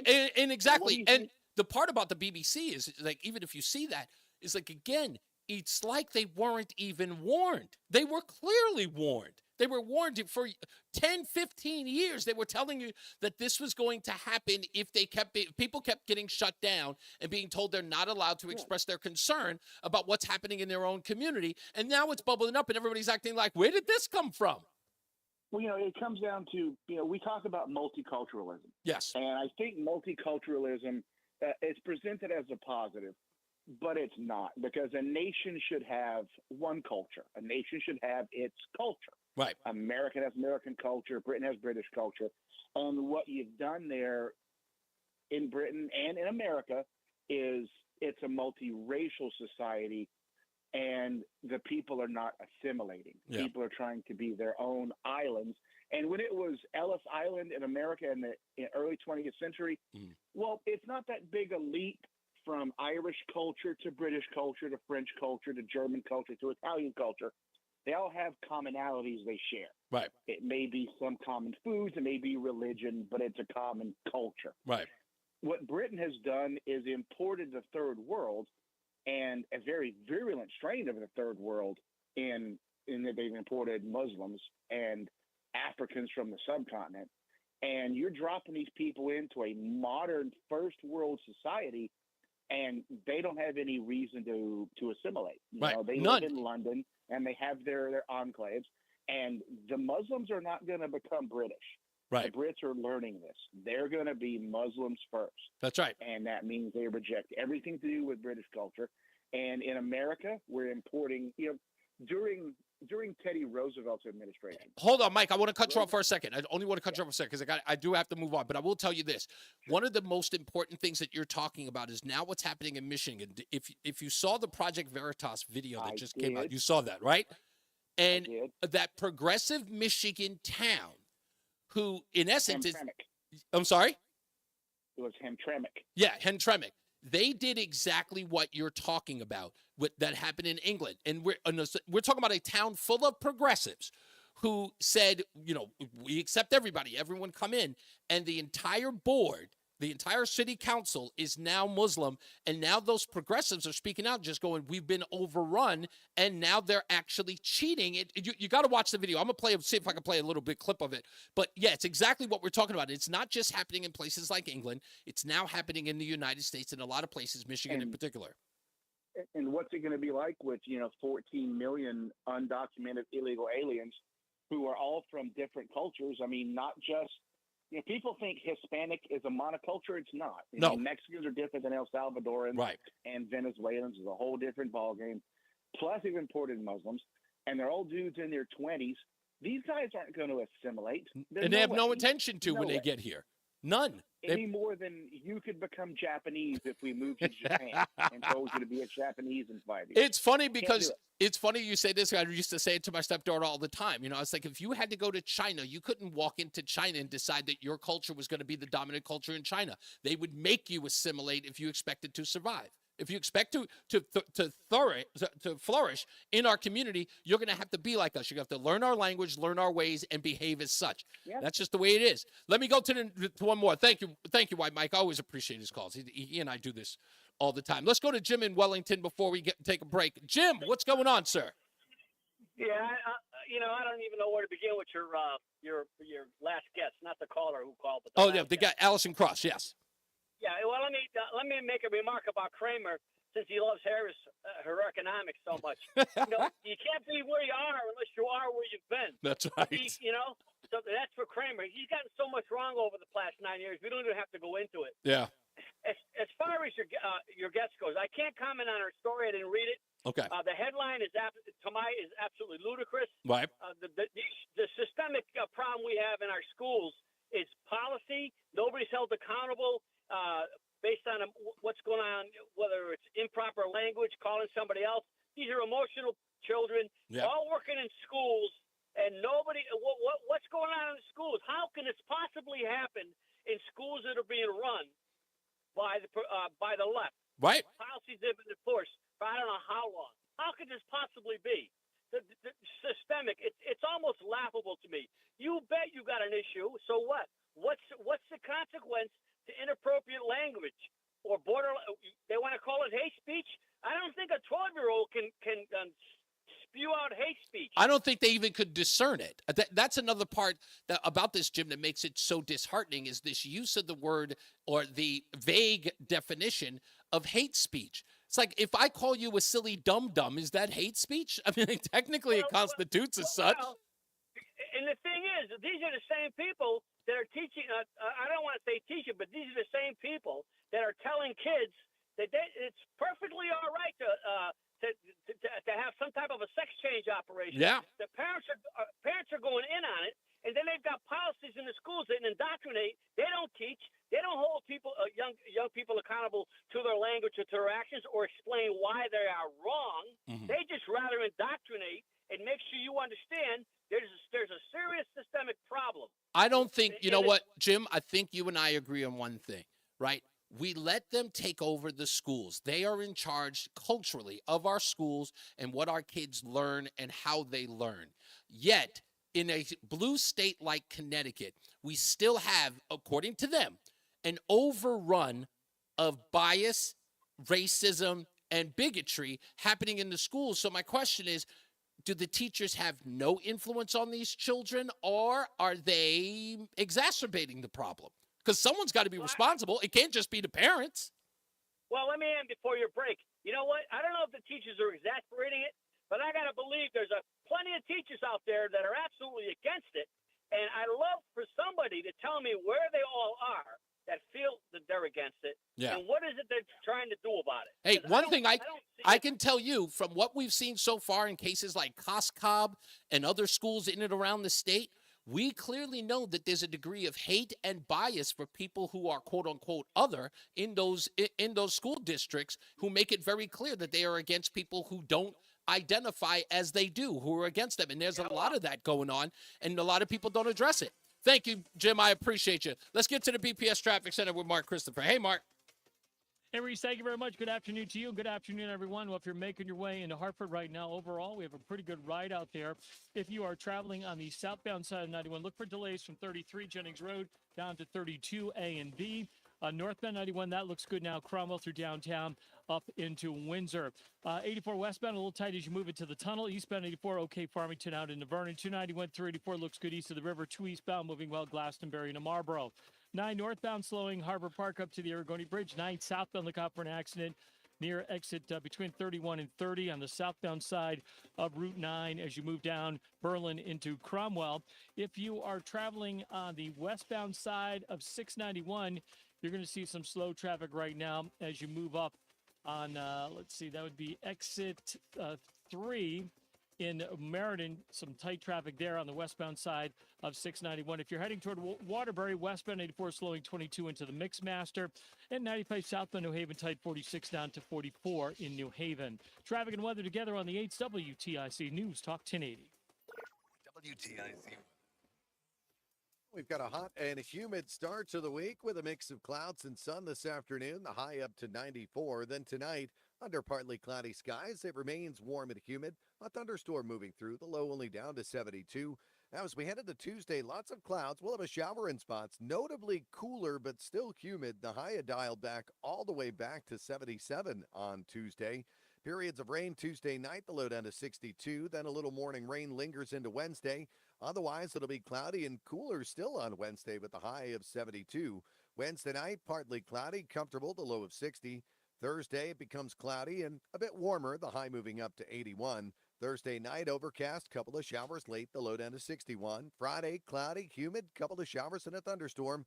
Much cooler again, the high dialed back to 72. And then Saturday, cloudy, humid, thunderstorm in parts of the area. Seasonably cool, the high of 73. I'm meteorologist Jason Caterina in the WTIC Weather Center. Get a head start to your day with WTIC News Talk 1080. Listen to us live on the Odyssey app before you even hit the road. Get the breakdown on the biggest news stories that Connecticut is talking about. To get started, download the Odyssey app and search for WTIC News Talk 1080. And now, a WTIC news update. 4:30 Hartford, temperature 88 degrees. I'm John Silva, WTIC 1080 News. A horrendous day on Wall Street. The Dow lost over 1,000 points amid fears of an economic slowdown and recession in the U.S. New Haven police are charging a man with trying to steal a police car in the Elm City with an officer inside. This happened last night. Stacy Footman is charged. They say the 49-year-old got into the vehicle, took off, before the officer grabbed the wheel, the vehicle crashing into a church on Congress Street. The officer and suspect sustained minor injuries. Members of Connecticut's congressional delegation calling for a separate entity to supervise food safety in wake of the Boar's Head listeria outbreak and recall. $6 million in grant money is being made available for agencies to ensure safety among home health care workers in Connecticut. It was born out of the death last year of a nurse in Willimantic at the hands, allegedly, of one of her clients. Tropical storm Debbie slamming Florida with catastrophic flooding and could potentially bring record-setting rain to Georgia and South Carolina. The storm made landfall in the Gulf Coast earlier today as a Category 1 hurricane. And Snoop Dogg acknowledges he's not sleeping a whole lot in Paris covering the Olympics for NBC. Says he's doing more relaxing than sleeping because he's having so much fun with events happening day and night. Snoop says he wants to be active with everything because he loves athletes so much. He says Paris is not the town to sleep in. Dow lost 1,033 points today. NASDAQ gave back 576, and the S&P was down 160 points. Red Sox action tonight on TIC, 7:10 pregame before the Sox take on the Royals. Yanks are idle. The Mets take on St. Louis tonight, 8:10 first pitch there. For these stories and more, go to WTIC.com. I'm John Silva, WTIC 1080 News. Do your dress shoes, casual shoes, boots, and even your sneakers hurt? And are you starting to wonder, isn't there any shoe out there that'll get rid of my foot pain? Maybe you don't need a better shoe. Maybe you need better support in your shoes. That's where the Good Feet store can help. When I went to the doctor and got diagnosed with plantar fasciitis, he told me that I could only wear sneakers. So there went all my summer collection of shoes and all my dress shoes I couldn't wear. It was just too painful, too much foot pain every day. I wanted to take off my shoes as soon as I got home every day, but as soon as I got my arch supports from the Good Feet store, I have no foot pain whatsoever, and I can wear any dress shoe that I want. Book an appointment for your free fitting at goodfeet.com. Don't just live with pain. Come see us at the Good Feet store and see how we can help. Come in today. We're located in Avon at 25 Climax Road across from Whole Foods. Good Feet arch supports are HSA and FSA eligible. Book an appointment for your free fitting at goodfeet.com or just stop in. Walk-ins are welcome. Retirement can be Minute. only if you're not prepared. That's why AARP created thisispretirement.org. Because unless you've already retired, you're in pretirement. and you still have time to plan.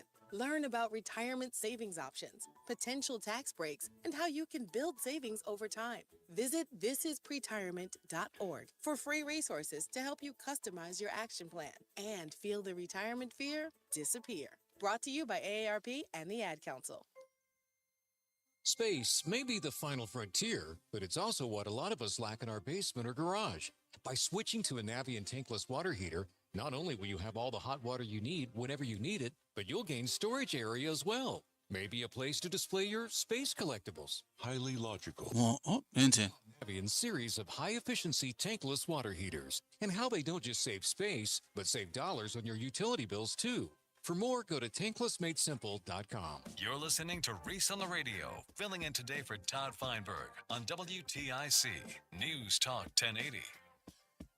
Now, folks, listen to me closely. What's happening in the stock market, a lot of people knew was coming. Everybody knew it was coming. We talked about it here last week. We were told on the air that the crash was coming and it was going to be big, and it has been. Will it get worse? God only knows. But I figure I will go one step further today, folks. I'm going to go one step further, just one step further.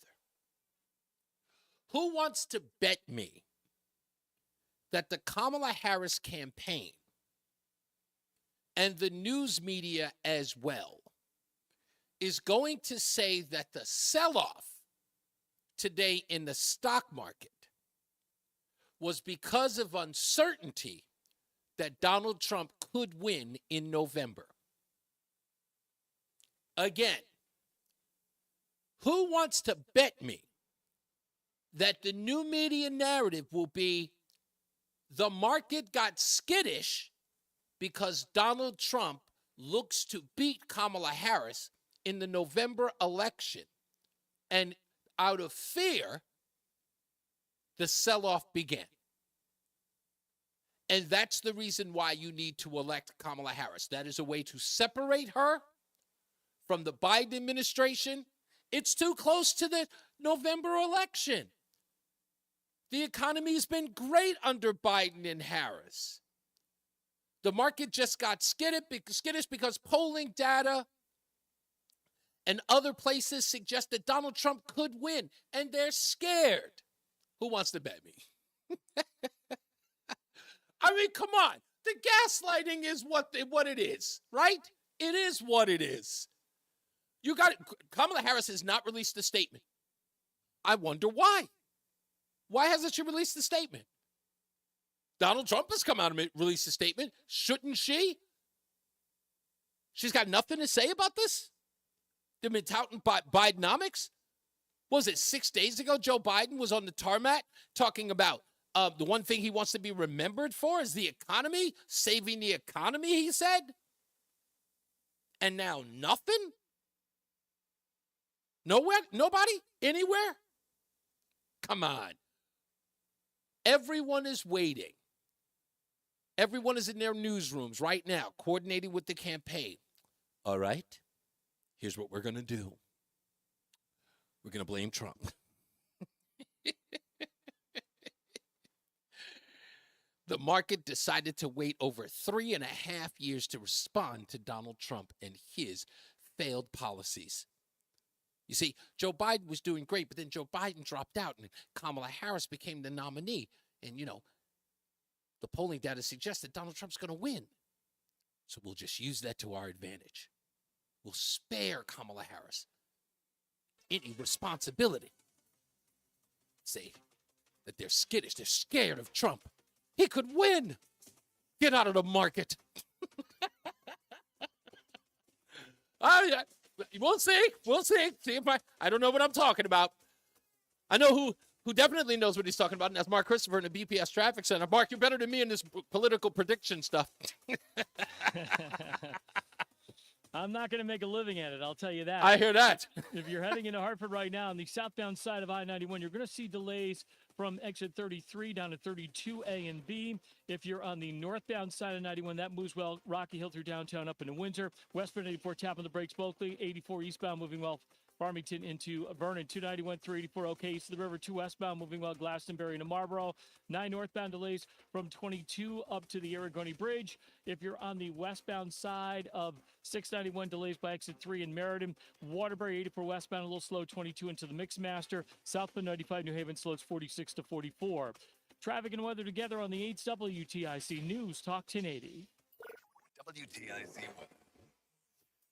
As we head through the evening and overnight, we'll have a couple of showers and a thunderstorm this evening. Otherwise, partly cloudy, warm, and humid through the overnight hours with the low reaching 69. Then as we head into our Tuesday here, lots of clouds, a shower in spots, cooler, but a humid day, the high of 77 for us. And it's going to stay a little cooler for a day or two, at least by August standards. As we head on into Wednesday, a little morning rain, otherwise cloudy and even cooler still, the high only 72 on Wednesday. Thursday, turning cloudy, but a little warmer, the high up to 81. Then Friday, cloudy, humid, couple of showers and a thunderstorm. Cooler once again as we head into the weekend, the high of 72. Now, right now, it is 86 in New Haven. It is 84 in Waterbury, and it's still 90 in Hartford. I'm meteorologist Jason Caterina in the WTIC Weather Center. Don't let a cold, sinus infection, or allergies ruin your day. Breathe easier, sleep better, and feel healthier with Navage. Visit Navage.com, Walmart, Walgreens, CVS, or a store near you. This is the story of the one. As head of maintenance at a concert hall, he knows the show must always go on. That's why he works behind the scenes, ensuring every light is working, the HVAC is humming, and his facility shines. With Granger's supplies and solutions for every challenge he faces, plus 24/7 customer support, his venue never misses a beat. Call quickgranger.com or just stop by. Granger, for the ones who get it done. For eligible individuals, 18 and older only. Results vary. See website for details and important safety information. How are your hearing aids sounding now? A little tinny. Okay, 2 seconds. With Jabra Enhanced Select's premium package, better hearing doesn't happen in a doctor's office. It happens at home. All done remotely from initial testing to adjustments. How are they sounding now? Fantastic. So much better. You get the same advanced hearing aid technology and professional support you expect from a clinic at a fraction of the cost. And if you have any issues, we'll make adjustments 7 days a week, no charge. Oh, you people are wonderful. Our premium package includes hearing aids, 3 years of follow-up care, plus a 3-year warranty with loss and damage coverage, and a 100-day money-back guarantee. I hear better than I ever thought possible. Save $300 on Enhanced Select 500 hearing aids automatically at checkout. Just go to JabraEnhance.com/radio. That's JABRA Enhance.com/radio. JabraEnhance.com/radio. What if I told you your home movies are already past? 1 minute. It's true. The magnetic tape used in VHS and camcorder tapes only lasts between 10 to 20 years, which means your baby's first steps, weddings, and family vacations are fading away as we speak. Digitizing your old media with Legacy Box stops this fading process in its tracks. And by preserving your recordings, they're safe forever. Legacy Box is simply the best way to preserve your past, which is why they've been trusted by over 1 million families. Your memories are meant to be shared, not chewed up by the VCR or worn away with time. For a limited time, you can convert your tapes to digital for just $9 a tape. There's never been a better time to convert your entire collection. That includes film reels too. Visit legacybox.com/value to get our $9 sale. That's legacybox.com/value to unlock our $9 offer. Legacybox.com/value. It's Reese on the radio. And don't say we didn't warn you on News Talk 1080 WTIC. And we're back. Not bad. Electric relaxation. Who is this? This is like different versions of all of my favorite hip hop tunes. Ha ha ha. Yeah. Not bad. Oh, Reese on Radio, News Talk 1080 WTIC. Comments in the chat room are going off the wall. I want to get to those in a second. I will get a chance to. But of course, your phone calls are more important. Let's get to, is Mark in West Hartford still on the line? Yep. Let's go to Mark. Hey, Mark, you want me to Reese on the Radio. How are you, sir? So, I was screaming at the radio the whole time Allison talked about. I know you were screaming. I'm sending you questions. questions and you ain't asking them. I know. Listen. It is because for some odd reason, it's like when it's live and it's going a certain way, I get caught up in that. I hate having to formulated questions. I apologize. It wasn't going my way. So let's start with the Cromwell thing. Just give me a minute or two. Yeah, go for it. I'm not going to get people lost in the weeds. But Cromwell, for those of you who don't know, you should by now, there were twin siblings that said they were spit on, they were assaulted, and I could go on and on. So the one thing that Matt Karen covered it at Fox 61, it was in the paper. Right. And the one thing I did, I took it a step further, is I called the Cromwell Police Department, and I said, how's the investigation going? Has anybody in? And I was told there wasn't an investigation. So when I questioned the SRO from the school, who then passed me on to the chief, and things were going south, and they said that they weren't going to open up an investigation, I said I was going to put in a citizen complaint to facilitate it. The chief, don't ask me how to spell his last name or say it, the Greek chief, he has got a Greek last name, let's put it that way. Right. He said he would not accept my citizen complaint. So nothing, not only was nothing done, even someone putting in a citizen complaint would not be done. So here we have two girls, again, and to Allison's article, systemic, or in this case, an epidemic of racism that the authorities don't want to do anything about. In essence, these two black girls are not going to get any justice, as it were, or no one's going to be held accountable for the attacks that they had to endure. Listen, and it sounds like a joke, but it's not. The only thing systemic going on in Connecticut that I've witnessed and I've experienced is the frauds in Connecticut's media and officials and the NAACP. Because now I went one step further. I said, okay, if I can't do it, they're sure going to look into it if the NAACP marches into the police station with me. So I called up Anita Ford Saunders, the one that was in this last Sunday Current article about systemic racism. I called her up, and we went back and forth, very nice person on the phone, and then the last text was basically, we can't comment any further publicly or join your efforts. We cannot because the family has not filed a formal complaint with the NAACP. Let me tell you something right now. It's a public safety issue. Yeah. You do not need permission from any family member. And the NAACP in Connecticut, Scott X. Esdale has been to many places physically and given quotes and everything else where he didn't have permission. He just acted upon something he wanted to. And again, that's a great point, right? So it's now saying that the NAACP, which is supposed to be the watchdog group for anything racial in the state, in this case say that they don't get involved unless they're prompted to or asked by certain individuals who were involved in said incident. They have to give them permission to act, which I find odd because that's never what the mission statement of the NAACP has ever been. It's BS. And then, of course, I tried everything.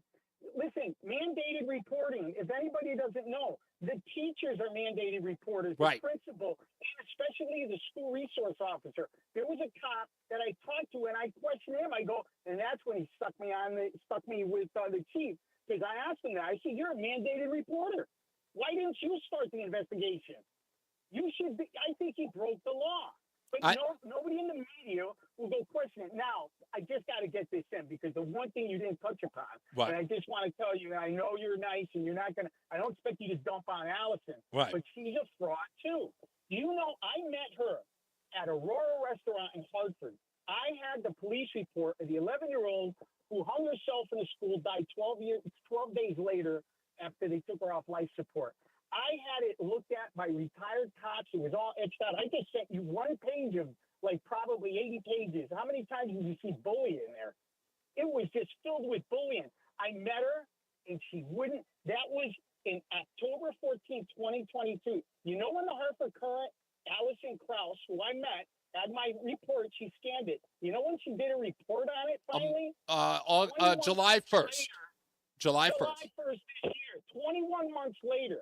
And she made a comment to you about like all this stuff going on so it doesn't happen again. Well, guess what we've had since the 11-year-old December 1st of 2021 hung herself in the school bathroom. We've got more lawsuits. We had a 5-year-old lady dying on a playground. We just had another lawsuit because they left a high school student alone with a young girl, and she was molested. Right. So, you know what? Who knows if any of these things would have happened if Allison, because now if we can't hold the officials accountable, and you should have seen, like, our back and forth.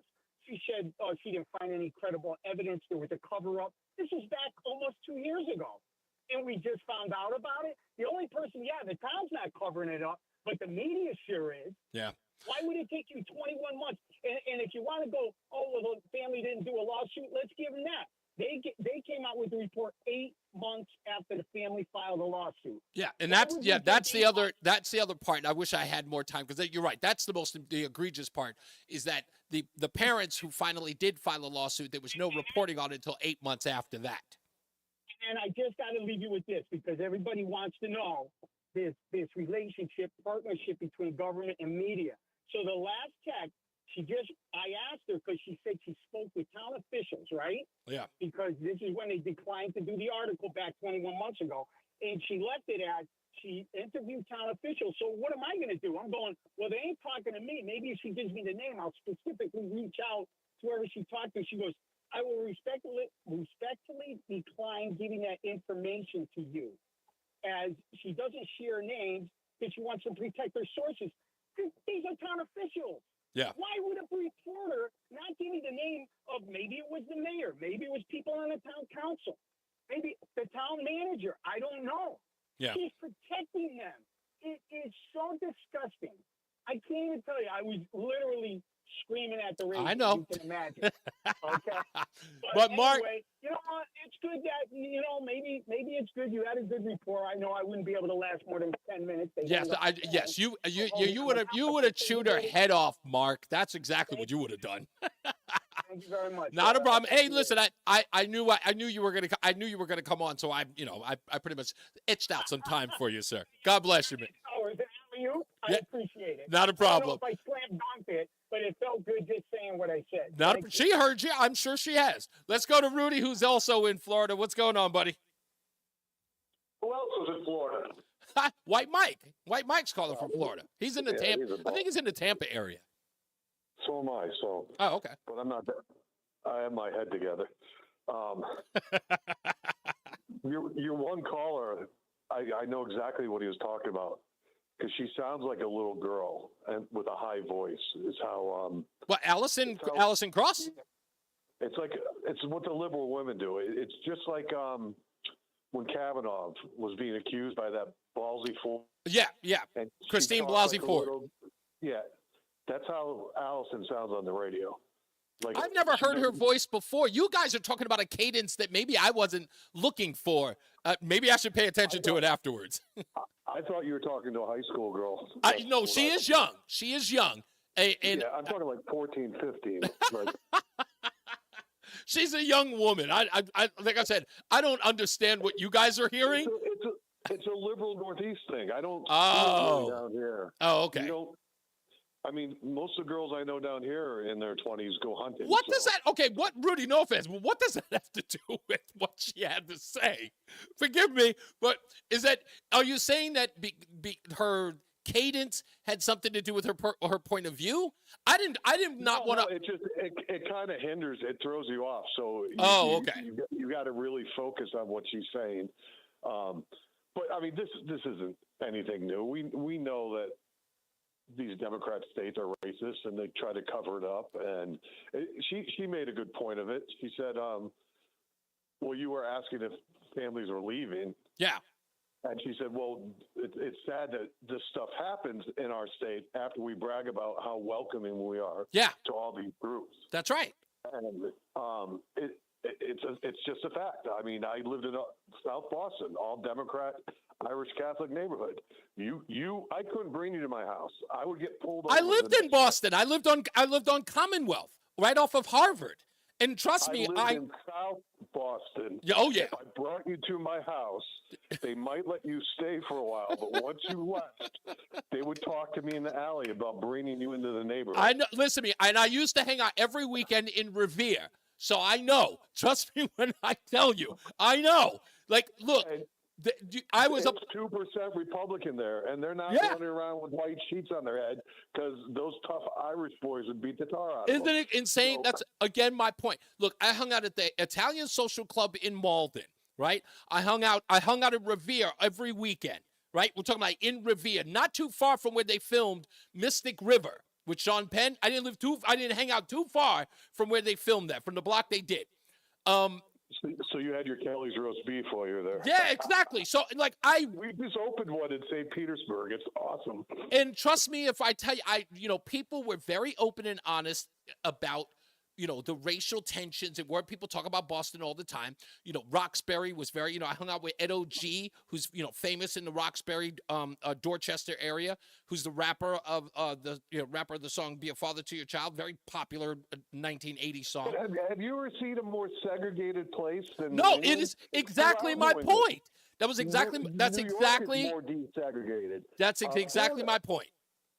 We have this country club, high-end $1 million homes called the Grasslands, and that's where Justin Verlander had his winter house when he was in spring training down here.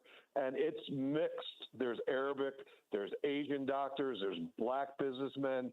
I mean, it's not all lily white. And it's like the South has a bad reputation for being racist, and maybe that's because slavery lasted longer here. But the South is far more tolerant of race and desegregation than the Northeast. But I think the question that Connecticut needs to ask, and maybe not so much its citizens, but I do think the news media needs to ask the question, right, is that if this is such a blue town, right, that is so welcoming, she sort of said it kind of in the conversation. She was like, she doesn't believe that kids are coming home to a bunch of parents who were shouting down her kids saying, don't hang out with the N-words or don't hang out with the Spanish people or any of that stuff. She doesn't believe that's happening, but there has to be some understanding of why these kids are exhibiting these racist things or racist undertones in the way in which they communicate.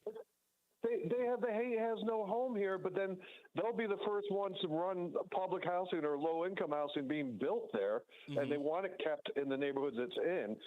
They're fine paying taxes to get minority families housing in Hartford or East Hartford or New Haven, but they don't want to put it in Simsbury or Avon or Glastonbury, and that has to be like part of the reason. It reason. doesn't have to be openly talked about at the dinner table, but it has to be part of the culture of those people where it's fine to help these people.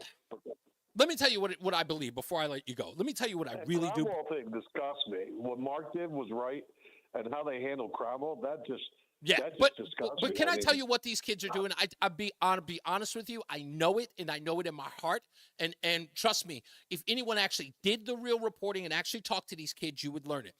I believe that the media has been so captured by the idea of racism that young kids know that it's such a third rail, that they know that people are affected by it so much that they use it as a means to upset children. Because if you tell people, you need to stop being racist, and you say, why? It's like, because it hurts people's feelings. And then kids go, well, I want to hurt people's feelings. I mean, let me ask you one question. Do you have any elders when you would say you brought a white girlfriend home for like Thanksgiving? Oh, hell yeah. Oh, hell yeah. I dated a black lawyer in Philadelphia.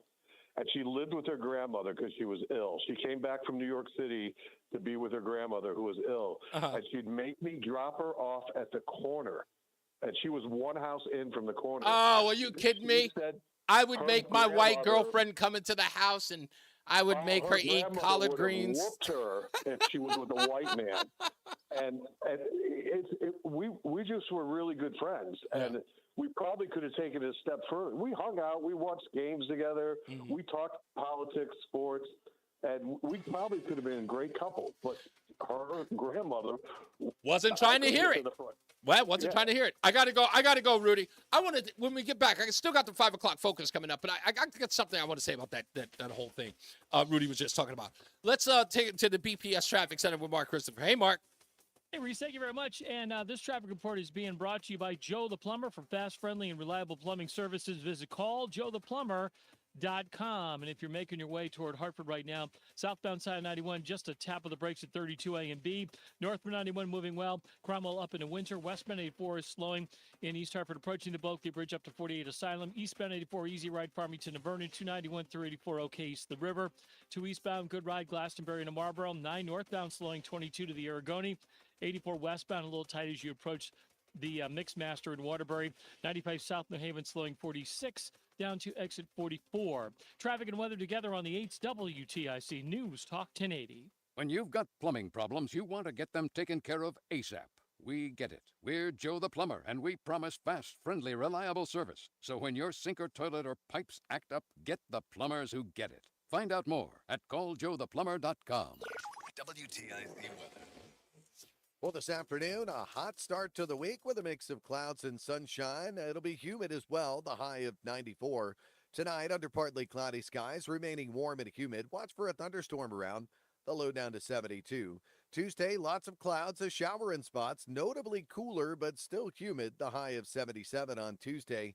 Then Wednesday, a little morning rain, otherwise cloudy and cooler still with the high of 72 on Wednesday. I'm meteorologist Jason Caterina in the WTIC Weather Center. There's a lot happening in Washington and in your local neighborhood. Follow WTIC News Talk 1080 on the Odyssey app to keep up with the latest. Need good tech advice? Must be a computer error. Tune into the Gold.com award-winning Computer Talk with Tab. Saturday mornings 9 to 11 on WTIC News Talk 1080. Eric Semmel and Dennis Howland of Tab Computer Systems will keep you updated with tech news you can use and answer your technology questions live on the air. Miss a program? Be sure to subscribe to the podcast and tune in from anywhere via the Odyssey app. Computer Talk with Tab, Saturday mornings on WTIC News Talk 1080.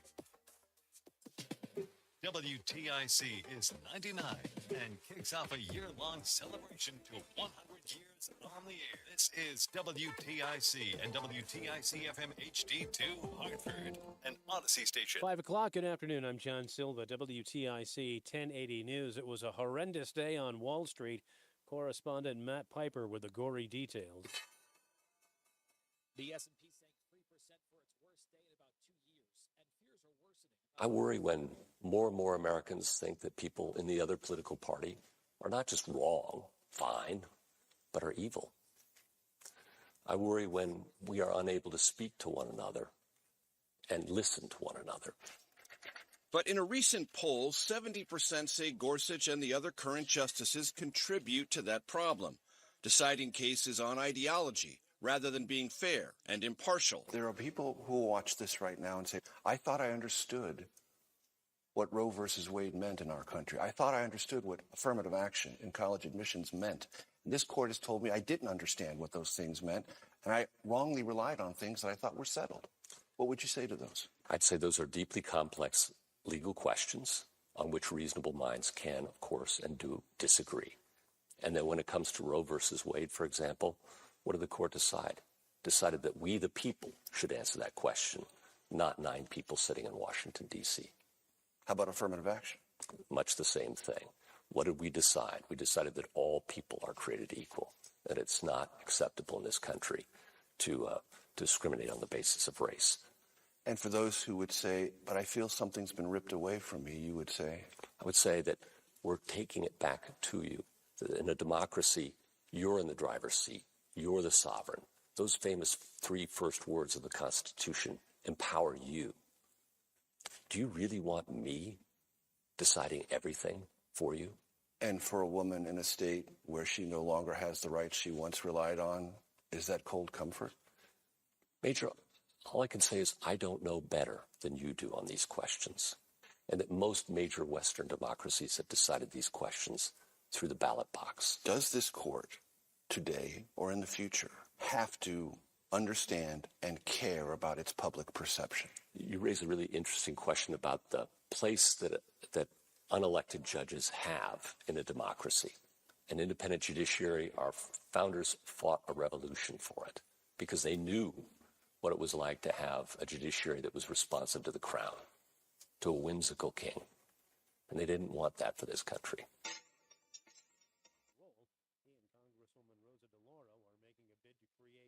a federal food administration that would streamline those responsibilities. $6 million in grant money being made available to home health care agencies across Connecticut in an attempt to keep nurses safe. Last fall, Joyce Grayson, a nurse working in Willimantic, was killed allegedly at the hands of one of her clients. The money, which passed the legislature earlier this year, will fund such things as tracking devices, emergency alert buttons, and dedicated phone lines for staff in the field. State Senator Martha Marks is an RN and says the protocols are already in place. We have people actually doing safety assessments on our patients before we go out. Then when we call the client, we say, who else will be there? Where should I park? Agencies can begin applying for the grants on Wednesday. This report from the Summer Games, sponsored by Middlesex Health, the smarter choice for care. CBS Summer Games. Here's Wendy Gillette. Simone Biles has seemed invincible during these Olympics, but today she showed she's not superhuman, falling on beam and bouncing out of bounds twice during floor. Her difficulty on floor still earned her the silver, a tiny margin behind Brazil's Rebecca Andrade.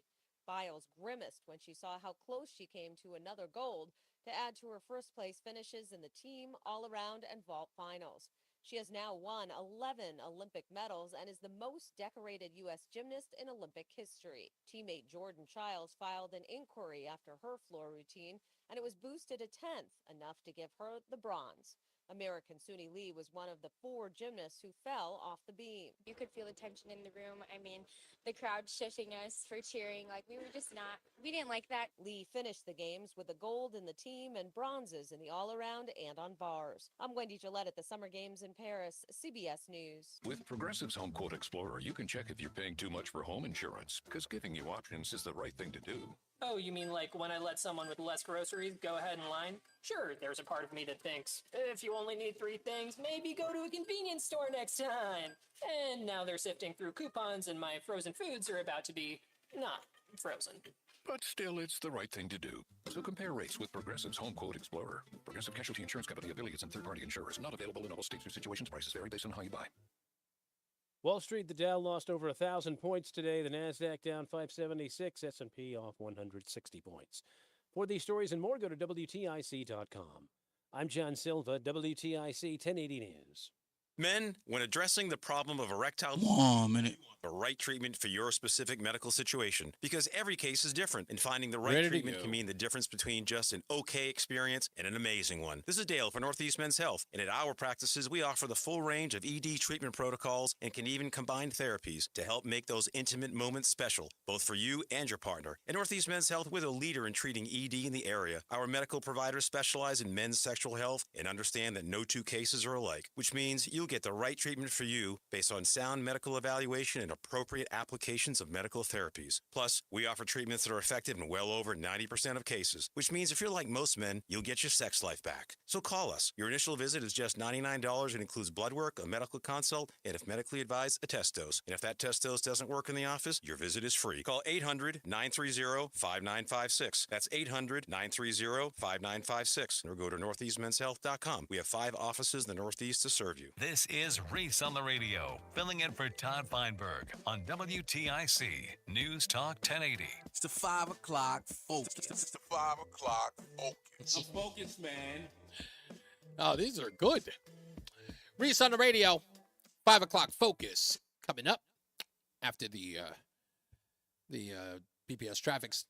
What is a quote or a saying that you heard from someone that you have applied to your regular life? A quote that you have heard that you now apply to your life. It's not that it's grass is always greener, nothing like that. A quote, someone said it, like a family member, maybe it's a silly saying, something, but you apply it, like whatever they said to you actually works in your regular life. I'll give you an example. A person said to me a long time ago, never expect a yes from a person who isn't qualified to give it. I love that quote. And I use it in business. Never expect a yes from someone who isn't qualified to give it. And I had an experience where that happened. And I had to Karen the guy, but he told me no. And I said, I need somebody who can give me a yes. Bring someone who can give me a yes. I want to talk to that guy. I don't think you're qualified to give it to me. And he did. I spoke to that person, and they gave me a yes. Mark, do you have a quote that someone has ever given you that you apply to your daily life today? It's like a quote that has always worked out, that a saying even, that you can have. Mark is in the BPS Traffic Center, by the way. Hey, Mark. Let me think. My father always used to say, it's a means to an end. Okay. I don't know if I use that. What is that, like your reasoning, like how you reason around things? Is like there's a means to an end. So it's like sometimes. Yeah, Dad, I don't want to go to school today, and he goes, you gotta get through it, buddy. It's a means to an end. Yeah. Okay. All right. So that's all right. So, and you apply that to like your daily life, maybe to the kids or something like that. Not so much. It's a means to an end. Well, my son's turning 16 today, so. Oh wow! Happy birthday to him. Yeah, the little man is. I can't believe his. Well, you got to. Every kid has to grow up. I think every kid should go up with a quote that, like my grandmother had a quote. She said, "If you can count your friends on more than one hand, you're a liar." Like that, I really do believe. And when as a kid, I thought I had 100 friends, but it turned out that it wasn't true. Like my true friends were less than I can count on my hand. You need that core, that 3 or 4 good friends. That's your core, man. Yeah, and that's what you need. Yeah, it's so true. think of one in the when you come back before the bus game. See if you can think of one that sort of you've heard before that you can apply. Okay. All right. Anyway, go ahead, sir. I'll put my thinking cap on. You got it. Hey, Reese, thank you very much. If you're heading into Hartford right now, easy ride. Westbound 84, just a little slow. East Hartford, approaching the Boakey Bridge into the tunnel. Eastbound 84 looks real good. Farmington to Vernon. Both sides of 91, no issues. Cromwell up into Windsor Locks. Seeing delays in Middletown 9 northbound from exit 22 up to the Harbor Park area. 291, 384 looks good east of the river. 2 eastbound's okay. Glastonbury to Marlboro. Quiet in Waterbury. Heading toward New Haven, just some slow traffic south 95, 48 down to exit 44 on the southbound side of 95. Traffic and weather together on the 8th WTIC News Talk 1080. WTIC weather. KB, that was. Why would you write that? I'm always going to have that in my head now. That's absolutely horrible. 77.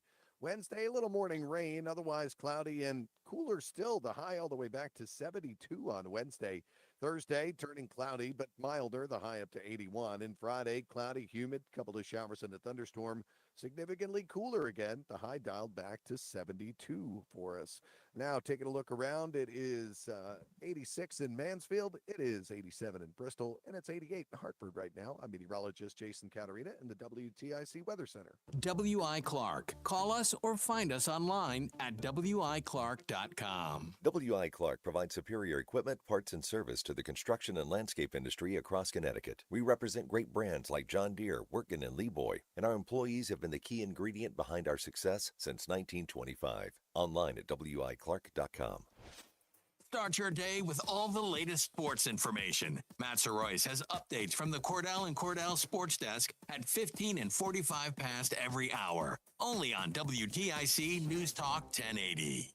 Dan owed an unbelievable amount of money to the IRS. I got behind on my taxes. It's a horrible feeling. He was in denial. And when I got those letters from the IRS, you wanted to act like they didn't exist. Finally, Dan turned to Optima Tax Relief, the leading tax resolution firm. A-plus rated by the Better Business Bureau, they've resolved over $1 billion for their clients. Optima got me a settlement with the IRS. These people are really people-friendly. It was every bit of a new lease on life for me. The fast action and the great results made Dan's head spin. I felt like I was in a dream, but it's real, and I have paperwork to prove it. They got the job done, and life is good. For tax help you can trust, call Optima now for a free consultation. If you're worried about what's going to happen with the IRS, stop worrying. Make the call now. Call 800-354-2840. 800-354-2840. 800-354-2840.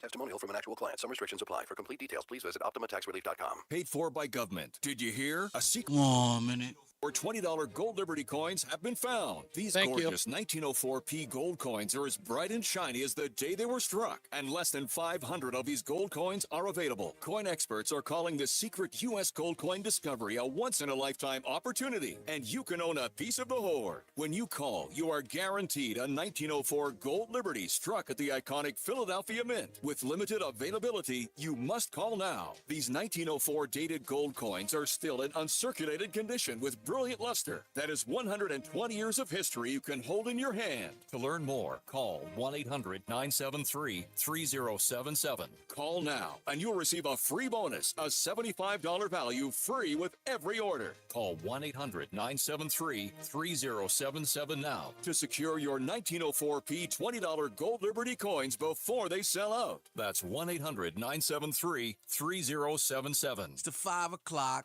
focus. It's the 5 o'clock focus. I'm focused, man. We are back. It's Reese on the Radio. We went through. They're getting too fast. Just the hours are just getting too fast. We had Allison cross in earlier, and I want to thank her for being a part of the show. I hope she's not too rattled.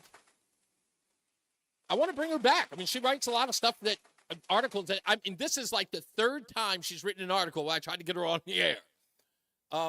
Because I think some of the stuff that she talks about is, for me, it's just right in my wheelhouse. And I kind of want to get her perspective on where her reporting's coming from. So it wasn't really to attack her in any particular way. It's just to find out what the motivation is in that article. But your telephone calls are what we want in the 5 o'clock focus. 860-522-WTIC, 860-522-9842. What is a quote or a saying that you've heard from someone that you've applied to your life often? I've got a lot of them. And some of them are off the beaten path. And they, we used to say this. In fact, my ex-girlfriend who lives in Danbury, she's not, well, she's from Danbury. She doesn't live in Danbury anymore. I don't know where she lives now. She used to say this to her dad. She used to say, never trust a church with a bass player. She got that from me. And the reason why I came up with that was I didn't know what I was expecting. I was dating this girl named Annalise, and her father was very pious. And she was a cute, we call them red bones. If you're black and you're from the neighborhood, you know what a red bone is. It's very, very light-skinned black girl. And her name was Annalise. She was pretty. She had like brownish blonde hair. It almost looked like it had highlights in her hair. And she was so pretty. She was cute. I couldn't believe that my ugly behind was dating her, but she really liked me. And she wanted me to meet her dad. And she was like, I got to introduce you to my father. And, one of the places where he'd like to meet you is if you'd come to the church where he's a pastor. And I was like, sure. I, didn't know anything about it. Okay. So I get dressed up and I go to the church, and it's Pentecostal, and it's a Pentecostal church. Now, I'm not going to lie. I'd never been to one. I'd been to Roman Catholic. In fact, I was baptized in a Roman Catholic church, and I've been to Baptist church. I've been to Methodist churches, but I'd never gone to a Pentecostal one. Not that they are all the same, but this one, was a doozy. And when I got there, there was a complete band setup. And we're talking about like the drummer had the big giant glass that protects him, so the sound is only inside that room, because it's, it's going through a audio system. And this guy got up, who was a bass player, and he was out there, and he was Bernard Hopkins on the bass. Boom, boom, boom, boom, boom, boom. It was like the most surreal experience I ever had in my life. And this woman in the middle of the Pentecostal church got the Holy Ghost. For those of you who know what it means, you've heard of it before. Sometimes it's satire. There's a lot of satire in a lot of movies about the Holy Ghost, but this was real, at least from what I gathered. This woman caught the Holy Ghost and was standing next to me. I was in the front pew, unfortunately. And this woman caught the Holy Ghost, and her hands went up in the air, and she punched me right in the jaw. Poof, caught me right in the jaw. I fell to the ground because I wasn't expecting it. And I looked up, and she caught the Holy Ghost during this bass solo. So that's when I came up with the term, never trust a church with a bass player. Other ones that I've used in my life is perception is 90% truth. My former boss taught me that one. Perception is 90% truth. I love that quote. It's just, if you're in business, you understand what it means, but in other life, it's what people perceive, that's what they believe it is. That's why the media gets away with what they give, perception. Belief is for people who lack knowledge, because if you don't know, you'll believe anything. I'll say it again because it's long. Belief is for people who lack knowledge, because if you don't know, you'll believe anything. So I always believe that people should get to the root. And this one is for people in the entertainment business. And I remember my friend Dutch, older guy, he taught me how to sing Hotel California. He introduced the Eagles to me. He said, there is nothing more deadly of a disease than irrelevance. That gives me chills. There is nothing more deadly of a disease than the disease of irrelevance. I love that quote. Let's get to the phones. 860-522-WTIC. Anita is in New Britain. Anita, do you have a quote that you live by today? I do. I have a quote. My dad used to say it all the time. He still says it to this day. If you're not going to do it right, don't do it at all. Oh, I like that. That's one you say to the kids, right? Absolutely. I'm a school administrator. I tell my kids all the time. Wow, that is a good one. And you said your father still uses it. Have you now incorporated when you deal with kids, or whether in the school or even at home? 100%. Yeah, right. And now, how often do you find yourself using it, or have the kids learned yet? No, they've learned, but you use it a lot. You use it enough, and they kind of get used to it, and they're like, "Oh, I know, got to do it right." I like that. So now, so that's probably one that you're going to pass down, right? Like the kids, because it's so ingrained. Now they're going to probably use it with their own children. You know what I mean? That's absolutely. And I think that's the effect. Do you have one more? If you've got another one, I'd love to hear it. That's the best one I got. That's the best one you can come up with. Okay, it's on the fly. I appreciate it, Nita. Thank you for calling. Much love. Have a good day. Thank you. You too. Let's go to Carmen in Oxford. Hello, Carmen. What's your quote that you live by today, or you may have lived by in your past? Good afternoon, Reese. So 30 years ago, when I was in corporate America, I was taught, always be aware when quick and crude is better than slow and elegant. And now that I run a small business, I tell my people that all the time. You always have to be aware. Just do it sometimes. Don't worry about getting it all the bells and whistles put on it. Quick and crude versus slow and elegant. I like that. What? That's a good one. I mean, I'm listening to that. I'm going to make sure that I jot all these down. That one's a good one. I like it because, again, I'm a small business owner, and I think it applies. Yeah, it absolutely does. I use it constantly, and I'm 59 years old now, and I learned that as a youngster in my 20s. So. And who was the person who embarked that on you or taught you that? A guy named Will. I was working for General Electric back in Plainville, Connecticut, back in the 90s when I learned that. Wow. Yeah, it's funny how just that one little saying, right? It sticks and it just never goes away. I love that. Thanks, Absolutely. Carmen. Thank you, Carmen. I appreciate that. Let's go to Jeff in Marlboro. Jeff, do you have a saying that someone embarked on you that you still use to this day? I got two, and I'm going to try and be quick. Okay. I also have a comment. I also got a comment, Reese. Okay. I think you should change your saying to always trust a church with a bass player, because I think that Holy Spirit caught you in the jaw because you were having unnatural thoughts about that pastor's off. Okay, fair enough. Okay, what's the other one? Okay, so here's the first one. My dad used to say, measure twice, cut once.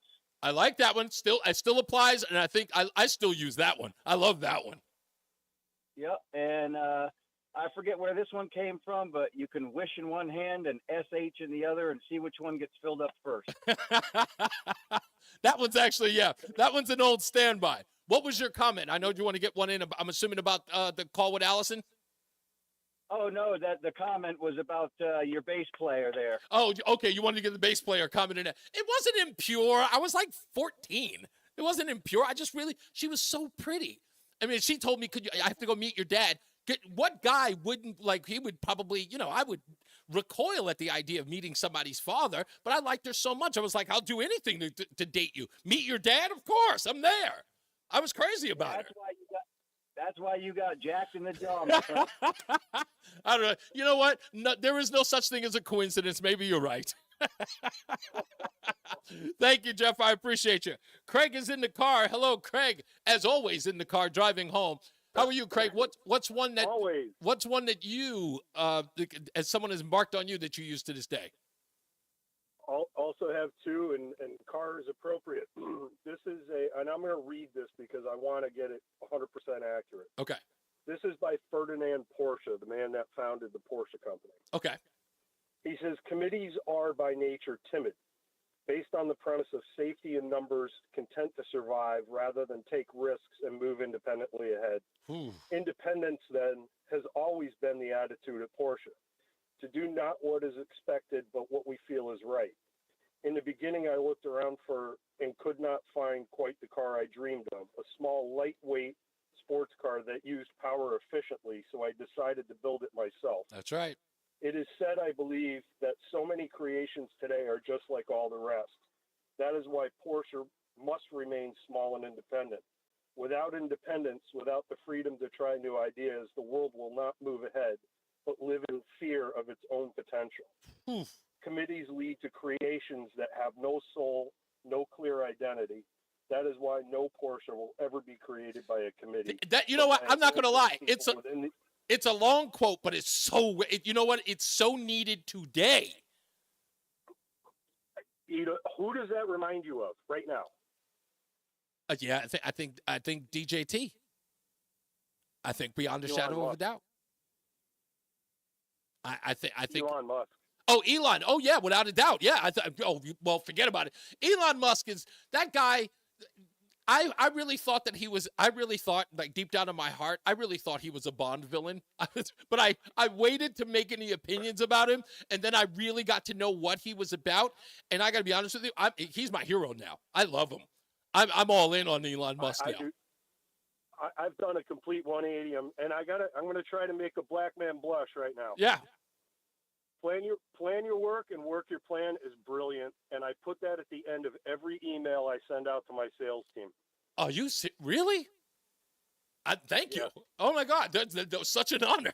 Oh, thank you. I totally forgot that quote. I put it at the end of my show.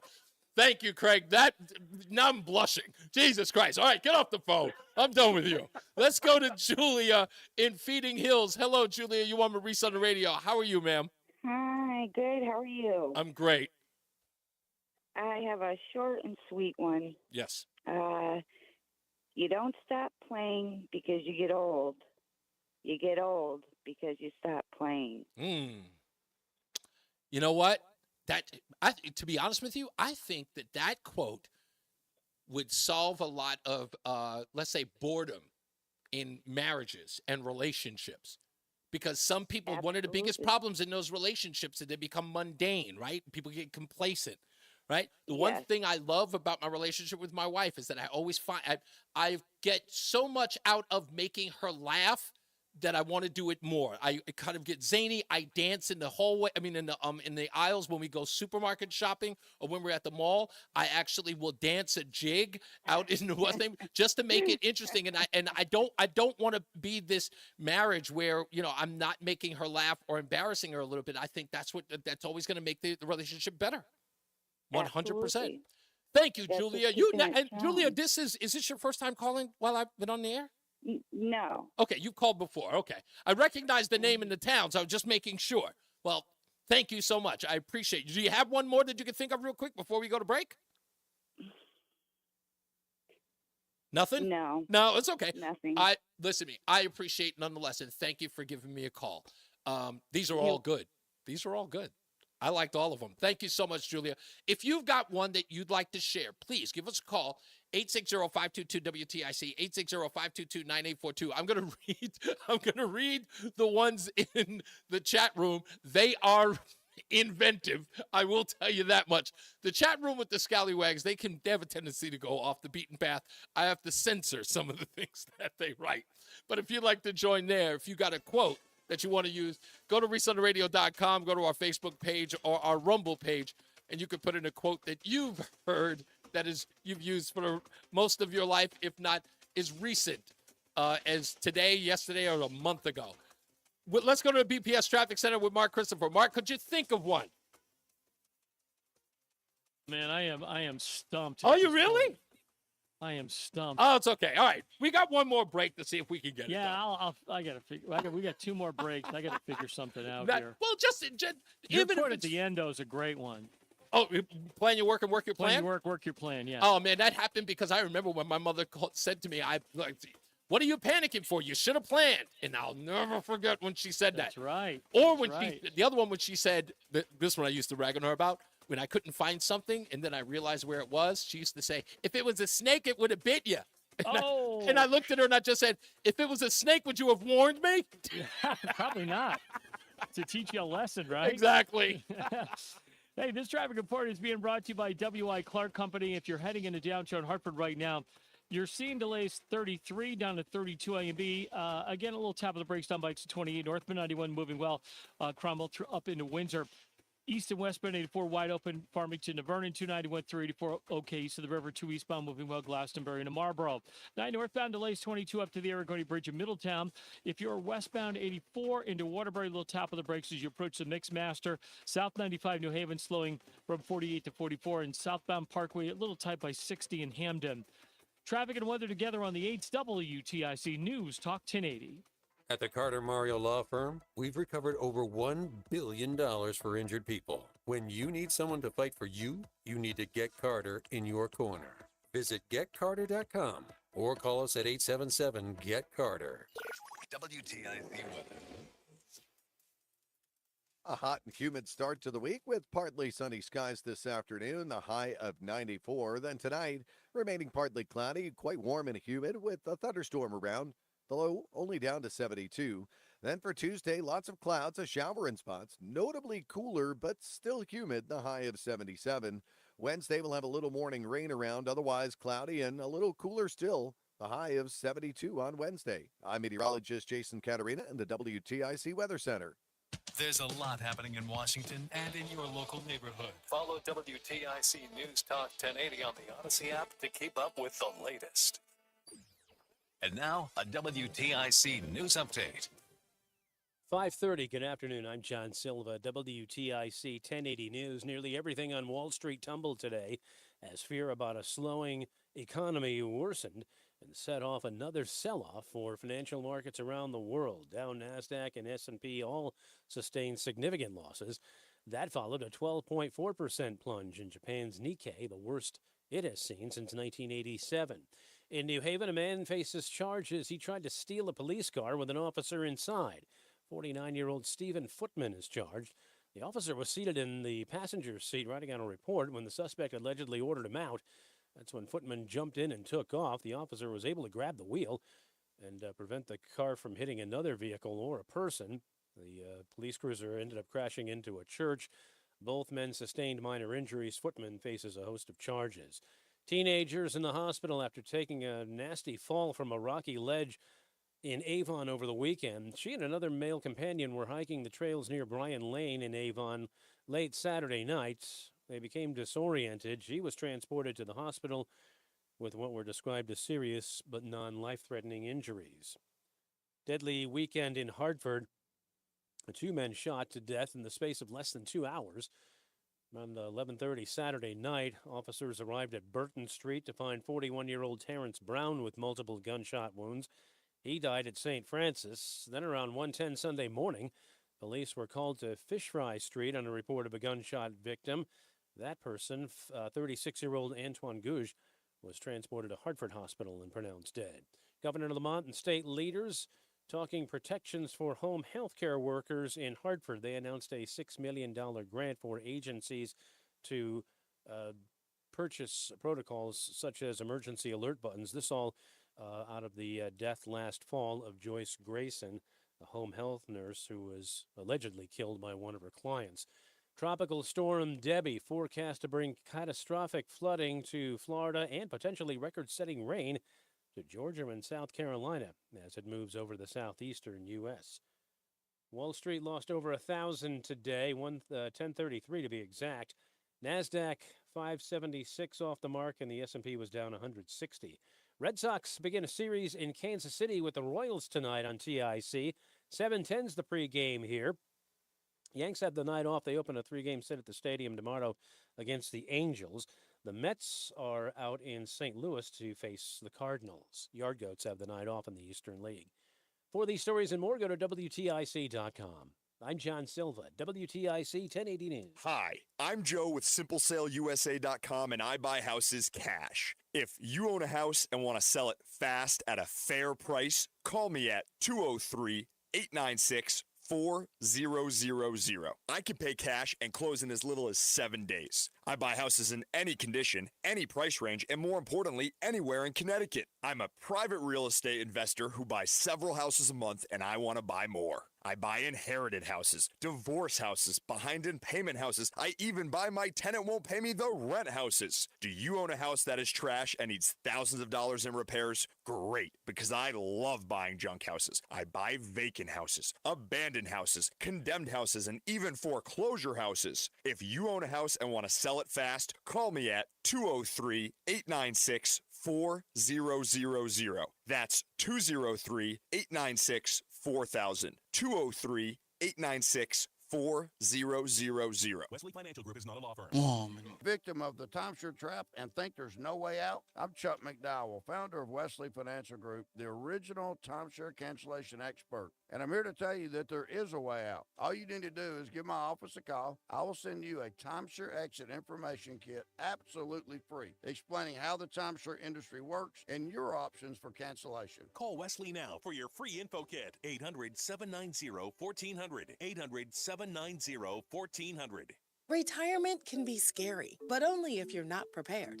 That's why AARP created thisispretirement.org. Because unless you've already retired, you're in pretirement, and you still have time to plan. Learn about retirement savings options, potential tax breaks, and how you can build savings over time. Visit thisispretirement.org for free resources to help you customize your action plan and feel the retirement fear disappear. Brought to you by AARP and the Ad Council. You're listening to Reese on the Radio, filling in today for Todd Feinberg on WTIC News Talk 1080.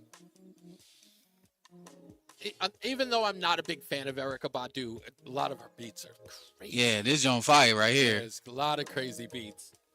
That stuff I love. Reese on the Radio, News Talk 1080 WTIC. 5 o'clock focus on pretty much, things that you've heard, like a quote or saying that you still use today. You got full lines. You could take one. You want to take your boy KB? No, let's wait real quick because I'll take everybody afterwards. I don't think I'm gonna get everybody in there. All right, cool. But if I got a full board, then fine. Because there was something about today that yesterday actually that happened to me, and I remember saying it to someone in the at my U-Haul place, and I said it, and I just realized like I was doing something, and I kept saying to myself, wow, I have a lot of quotes that people have given me over the years that I've applied into my regular life, and I always try to embark on someone. I was like, you know what, I'll make that a 5 o'clock focus and see what people would, think of, because those things are unheard of. You don't expect, let me just put it this way, you don't expect them to be a part of your everyday life when you first hear them. And then something happens and you go, oh, I remember when such and such said this. And that's this one guy, Dutch, man, he was the one that always used to throw something at me. And I'll give you some background on this thing that he said about the irrelevance thing, right? He says there's nothing more deadly than a disease of irrelevance. I remember I was kind of moaning about the fact that people were spreading gossip about me and were talking a bunch of mess about me. And I said to Dutch, I'm like, Dutch, why are they always talking about me? Why are they always spreading rumors about me? It's like, why don't they just leave me alone? He said, boy, you complaining about them talking about you. You're going to be concerned when they're no longer talking about you. And they ain't got nothing to say about you. And that's when he said the line. He dropped it. He said, there's nothing more deadly than the disease of irrelevance. Oh, like in that case, I was like, let him talk.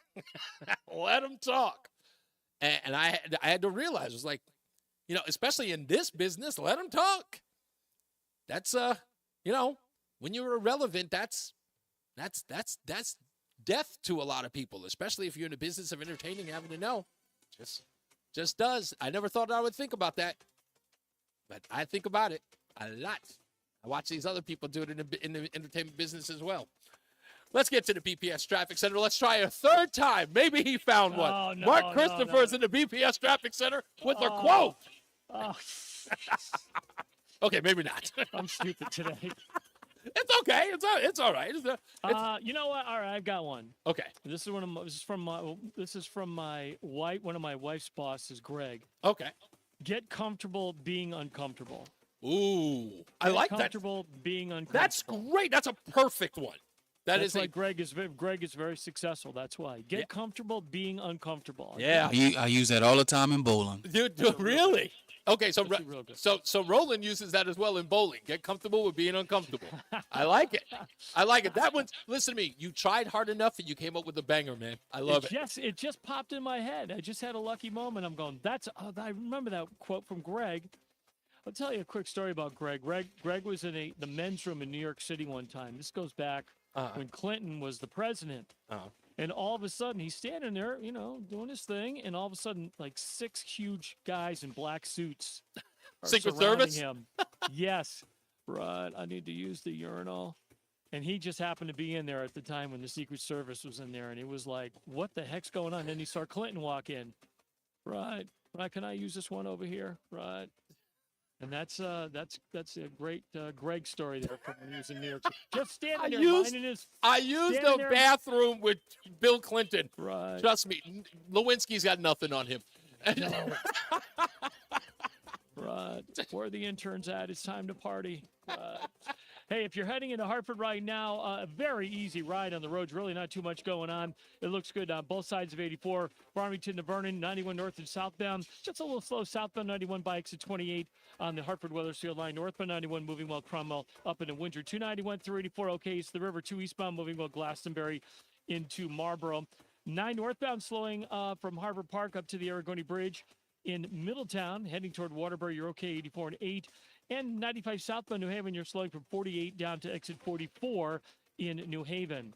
Traffic and weather together on the 8's WTIC News Talk 1080. WTIC weather.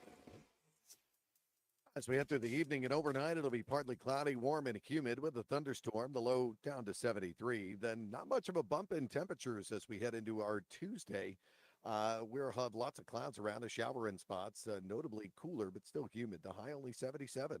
Now Wednesday, a little morning rain, otherwise cloudy and cooler still. The high down to 72. It's kind of low for a high this time of year. Then Thursday, turning cloudy, it'll be a little bit warmer, the high up to 81. Then Friday, cloudy, humid, couple of showers in the thunderstorm. Cooler again, right back down to 72 as we leave the week on Friday. Right now, Waterbury at 82, Danbury at 84, and it's down to 86 in Hartford. I'm meteorologist Jason Caterina in the WTIC Weather Center. Don't just live with foot pain. Find the Good Feet store nearest you at goodfeet.com.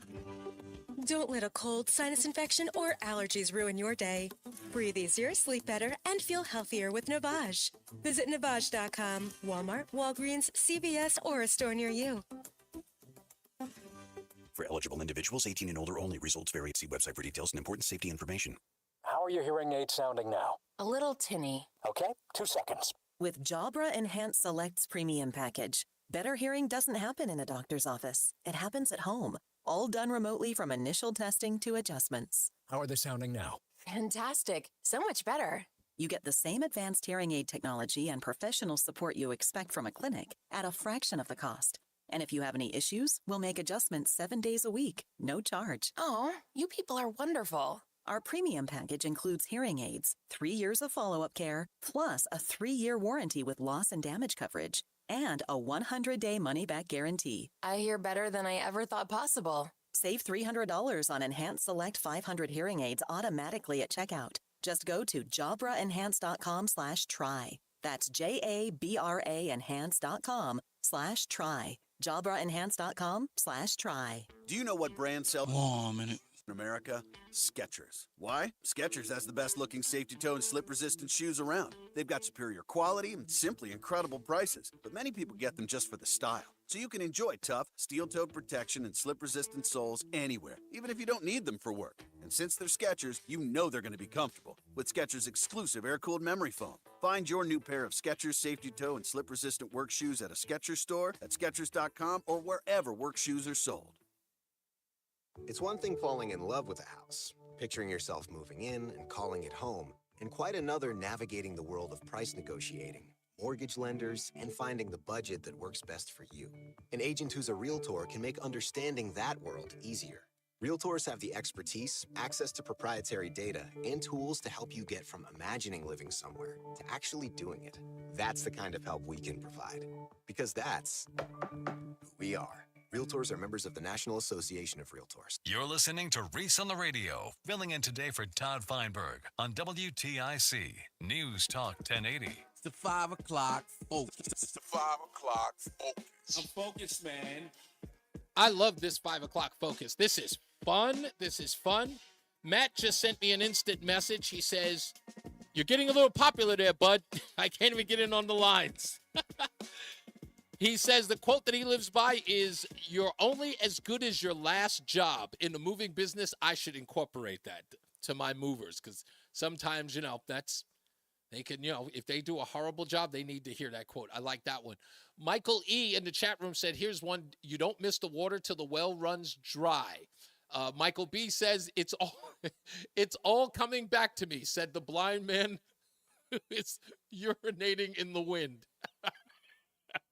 Oh, sorry about that. I had to read that. I can't read the other ones that are in here. The other one is the BI set me up, Marion Barry. No, that's not a quote that you live by, KB. He's on the lines. We'll get into him in a second.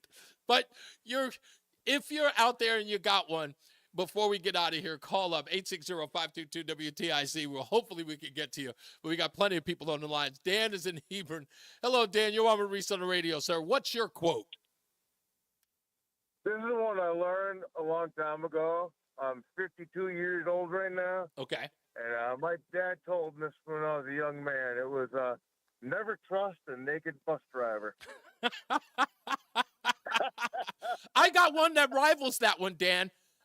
Someone said this to me, but Dutch was another one who used to say this to me. He said, "Never trust a skinny chef or a fat homeless person." That's priceless. That one was, I actually said that one day at a cooking class, and everybody went, "Oh, I never thought of it that way." I was like, it makes sense. Oh, man. That's good stuff. Thank you, sir. Thank you. Let's go to my afternoon. Thank you, man. You too. Let's go to Steve in Middletown. Hello, Steve. You're on Reese on the Radio. Hey, Reese. I heard one that's kind of appropriate for nowadays. Import the third world, become the third world. Right. I actually like that one. You're a little muffled. Step away from the mic so everybody can hear you, Steve. One more time. Can you say that? All right. Import the third world, become the third world. Yeah. It's true. I think that's what England is and the UK is going through right now. Import the third world, you get the third world. That's a true statement. Thank you, Steve. Much appreciated. Let's go to John. John is in Barkhamsted. Is that right? Barkhamsted? Where the heck is that? That's a town I don't know in Connecticut. What's going on, John? Litchfield County. Oh, okay. Litchfield County, Reese. How you doing, John? I'm doing well. Two quick ones from my military days in the Air Force. Okay, good. To with previous commanders. First, hope is not a course of action. That's right. And the second one is you always whack the crocodile closest to the boat. Now, that one's an obvious one, but I'm trying to figure out what is that saying come from? Whack the crocodile closest to the boat. It's when you're going through prioritizing, you hit the stuff that's going to cause you the most pain first. I like that. And that's a military one. I got to ask my wife about that one because she's former Army. Is that exclusive to the Air Force? I doubt it. Okay. I doubt it. It made its rounds. Okay. I love it, though. Don't get me wrong. I like that. Listen to me. All of these that are now coming to my head, I feel like I have an arsenal of sayings now that I can actually use in my own life. So this is actually helpful to me. Thank you, John. I appreciate it. KB is in Cali, quoting Marion Barry. Please come up with something better than that. And remember, we're on radio, KB. I will keep it clean for you, my friend. All right, here's two from my dad. The first one is anger is punishing yourself for someone else's mistake. Ooh. All right. I like that one. The second one is about business, that business must be win-win. If I win and you lose, then it's not a fair trade. If you win and I lose, it's not a fair trade. Everything in business must be win-win. Wow. That's right. Even when it's the customer versus the company, right? So it's like everyone must be getting a fair trade, right? He's getting the money for the goods. I like that.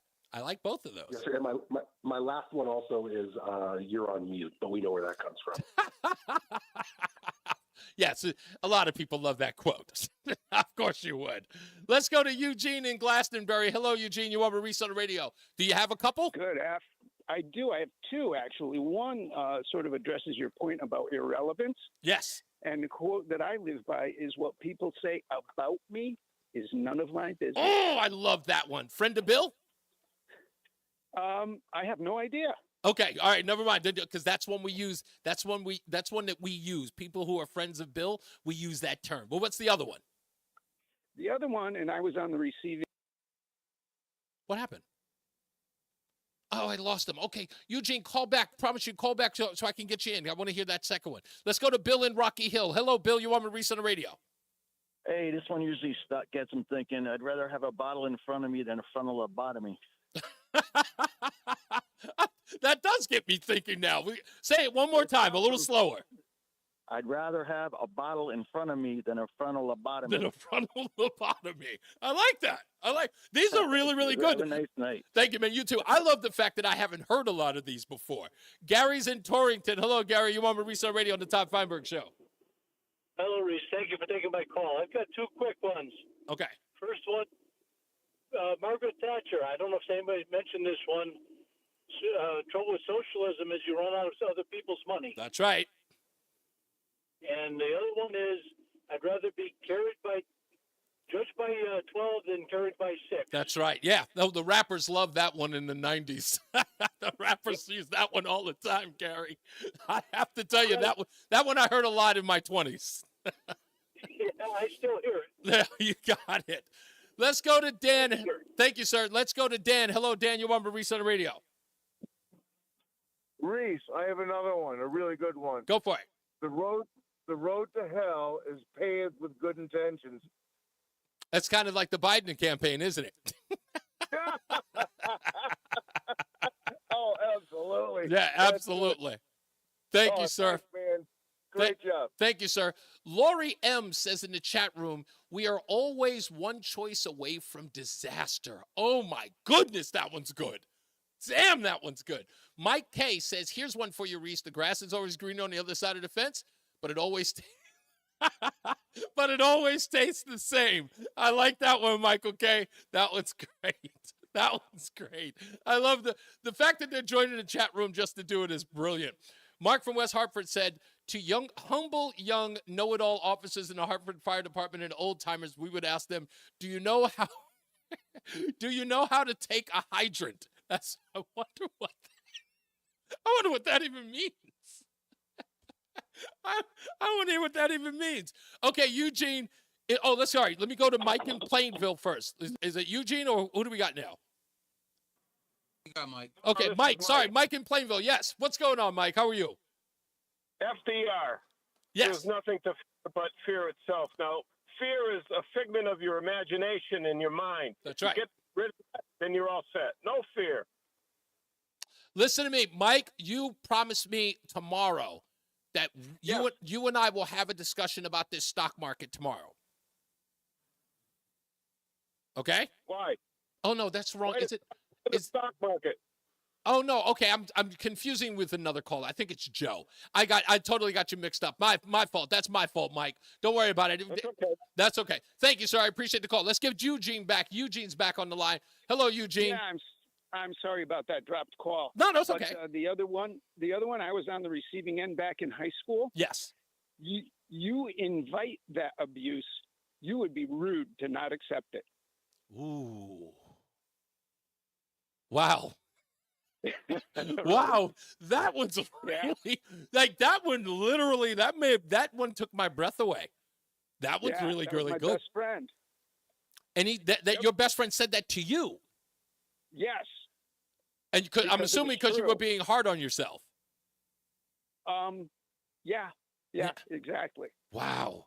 That's Isn't it wild that a friend could give you something like that profound for you to sort of you know something? Yes, sir. Yeah, because a real friend isn't somebody who's with you necessarily in all the good times. Yeah. A friend is a true friend will stand up to you and say no. Yeah. Yeah. You know, my wife, when I get hard on myself, like I was like, oh, it's an idiot. And she goes, I'd really appreciate it if you stop saying horrible things about my husband. And it's you laugh at it when she said it, I laugh, and then I think about it and I'm just going, she's like, you really, really shouldn't say horrible things about yourself. And when she puts it that way, don't say horrible things about my husband, that, like, for me, that's it's a hug from your wife, telling you, what I believe of you. Don't disparage the man I love. And I'm like, wow, I love that quote, though. Thank you for calling back, Eugene. I'm so glad you got back through. Let's go to Lori in Glastonbury. Lori, what do you got for me? What's a quote that, if you got a couple, I'll take two. What do you got that you sit with today and you use it in your daily life? Well, it's actually something I used to. I told you before I was a high school English teacher, and I used to teach the play Macbeth. And Macbeth makes this. He can do one of two things. If he makes one choice, he would be fine. If he makes the other choice, then it could be disastrous. Right. And I always used to tell my students, always remember you are one decision away from disaster, and let that keep you humble. Yeah, Lori put that one in the chat room too. And I'm telling you, you guys are saying that, and I'm going, that's one I never heard before, but I like it. It's one of those things where you hear a quote and you go, wow, that's better than anything I could ever think up. I love that, though. Well, and here's the thing. It's something I said to my students, but I use it in my own life. Yeah. Because I work with addicts now. And so I'm always like, you know what? I could have very easily been in their shoes, but I was one decision away from disaster, and I need to make sure that keeps me humble. There before the grace of God go I. Right? Amen. That's right. Yeah. That's right. Damn.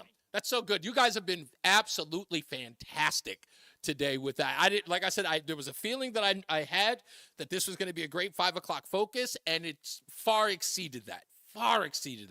I want to thank everybody who called in and everybody in the chat room. I'm not reading some of these from Ron Burgundy. They're not great quotes. They're funny, but they're not great. Some of these people will just say the most god-awful things in the chat. It's not that these things are R-rated in any way. If anything, they're PG-13, but I still can't say them because it's just too offensive. I have to be careful, guys. I have to be careful. Speaking of being careful, I want to say this before I go. Apparently, I got racially profiled, and you may not know this. Someone heard me singing, I Am Negro, Hear Me Roar. And they may not have liked that. I understand that something that like that, if you don't know exactly who's singing it or actually who's talking about it, that you wouldn't. Everything I do about race, other than the serious conversations about race, are tongue-in-cheek. I like to lighten up the mood, and sometimes people find my humor funny while other people do not.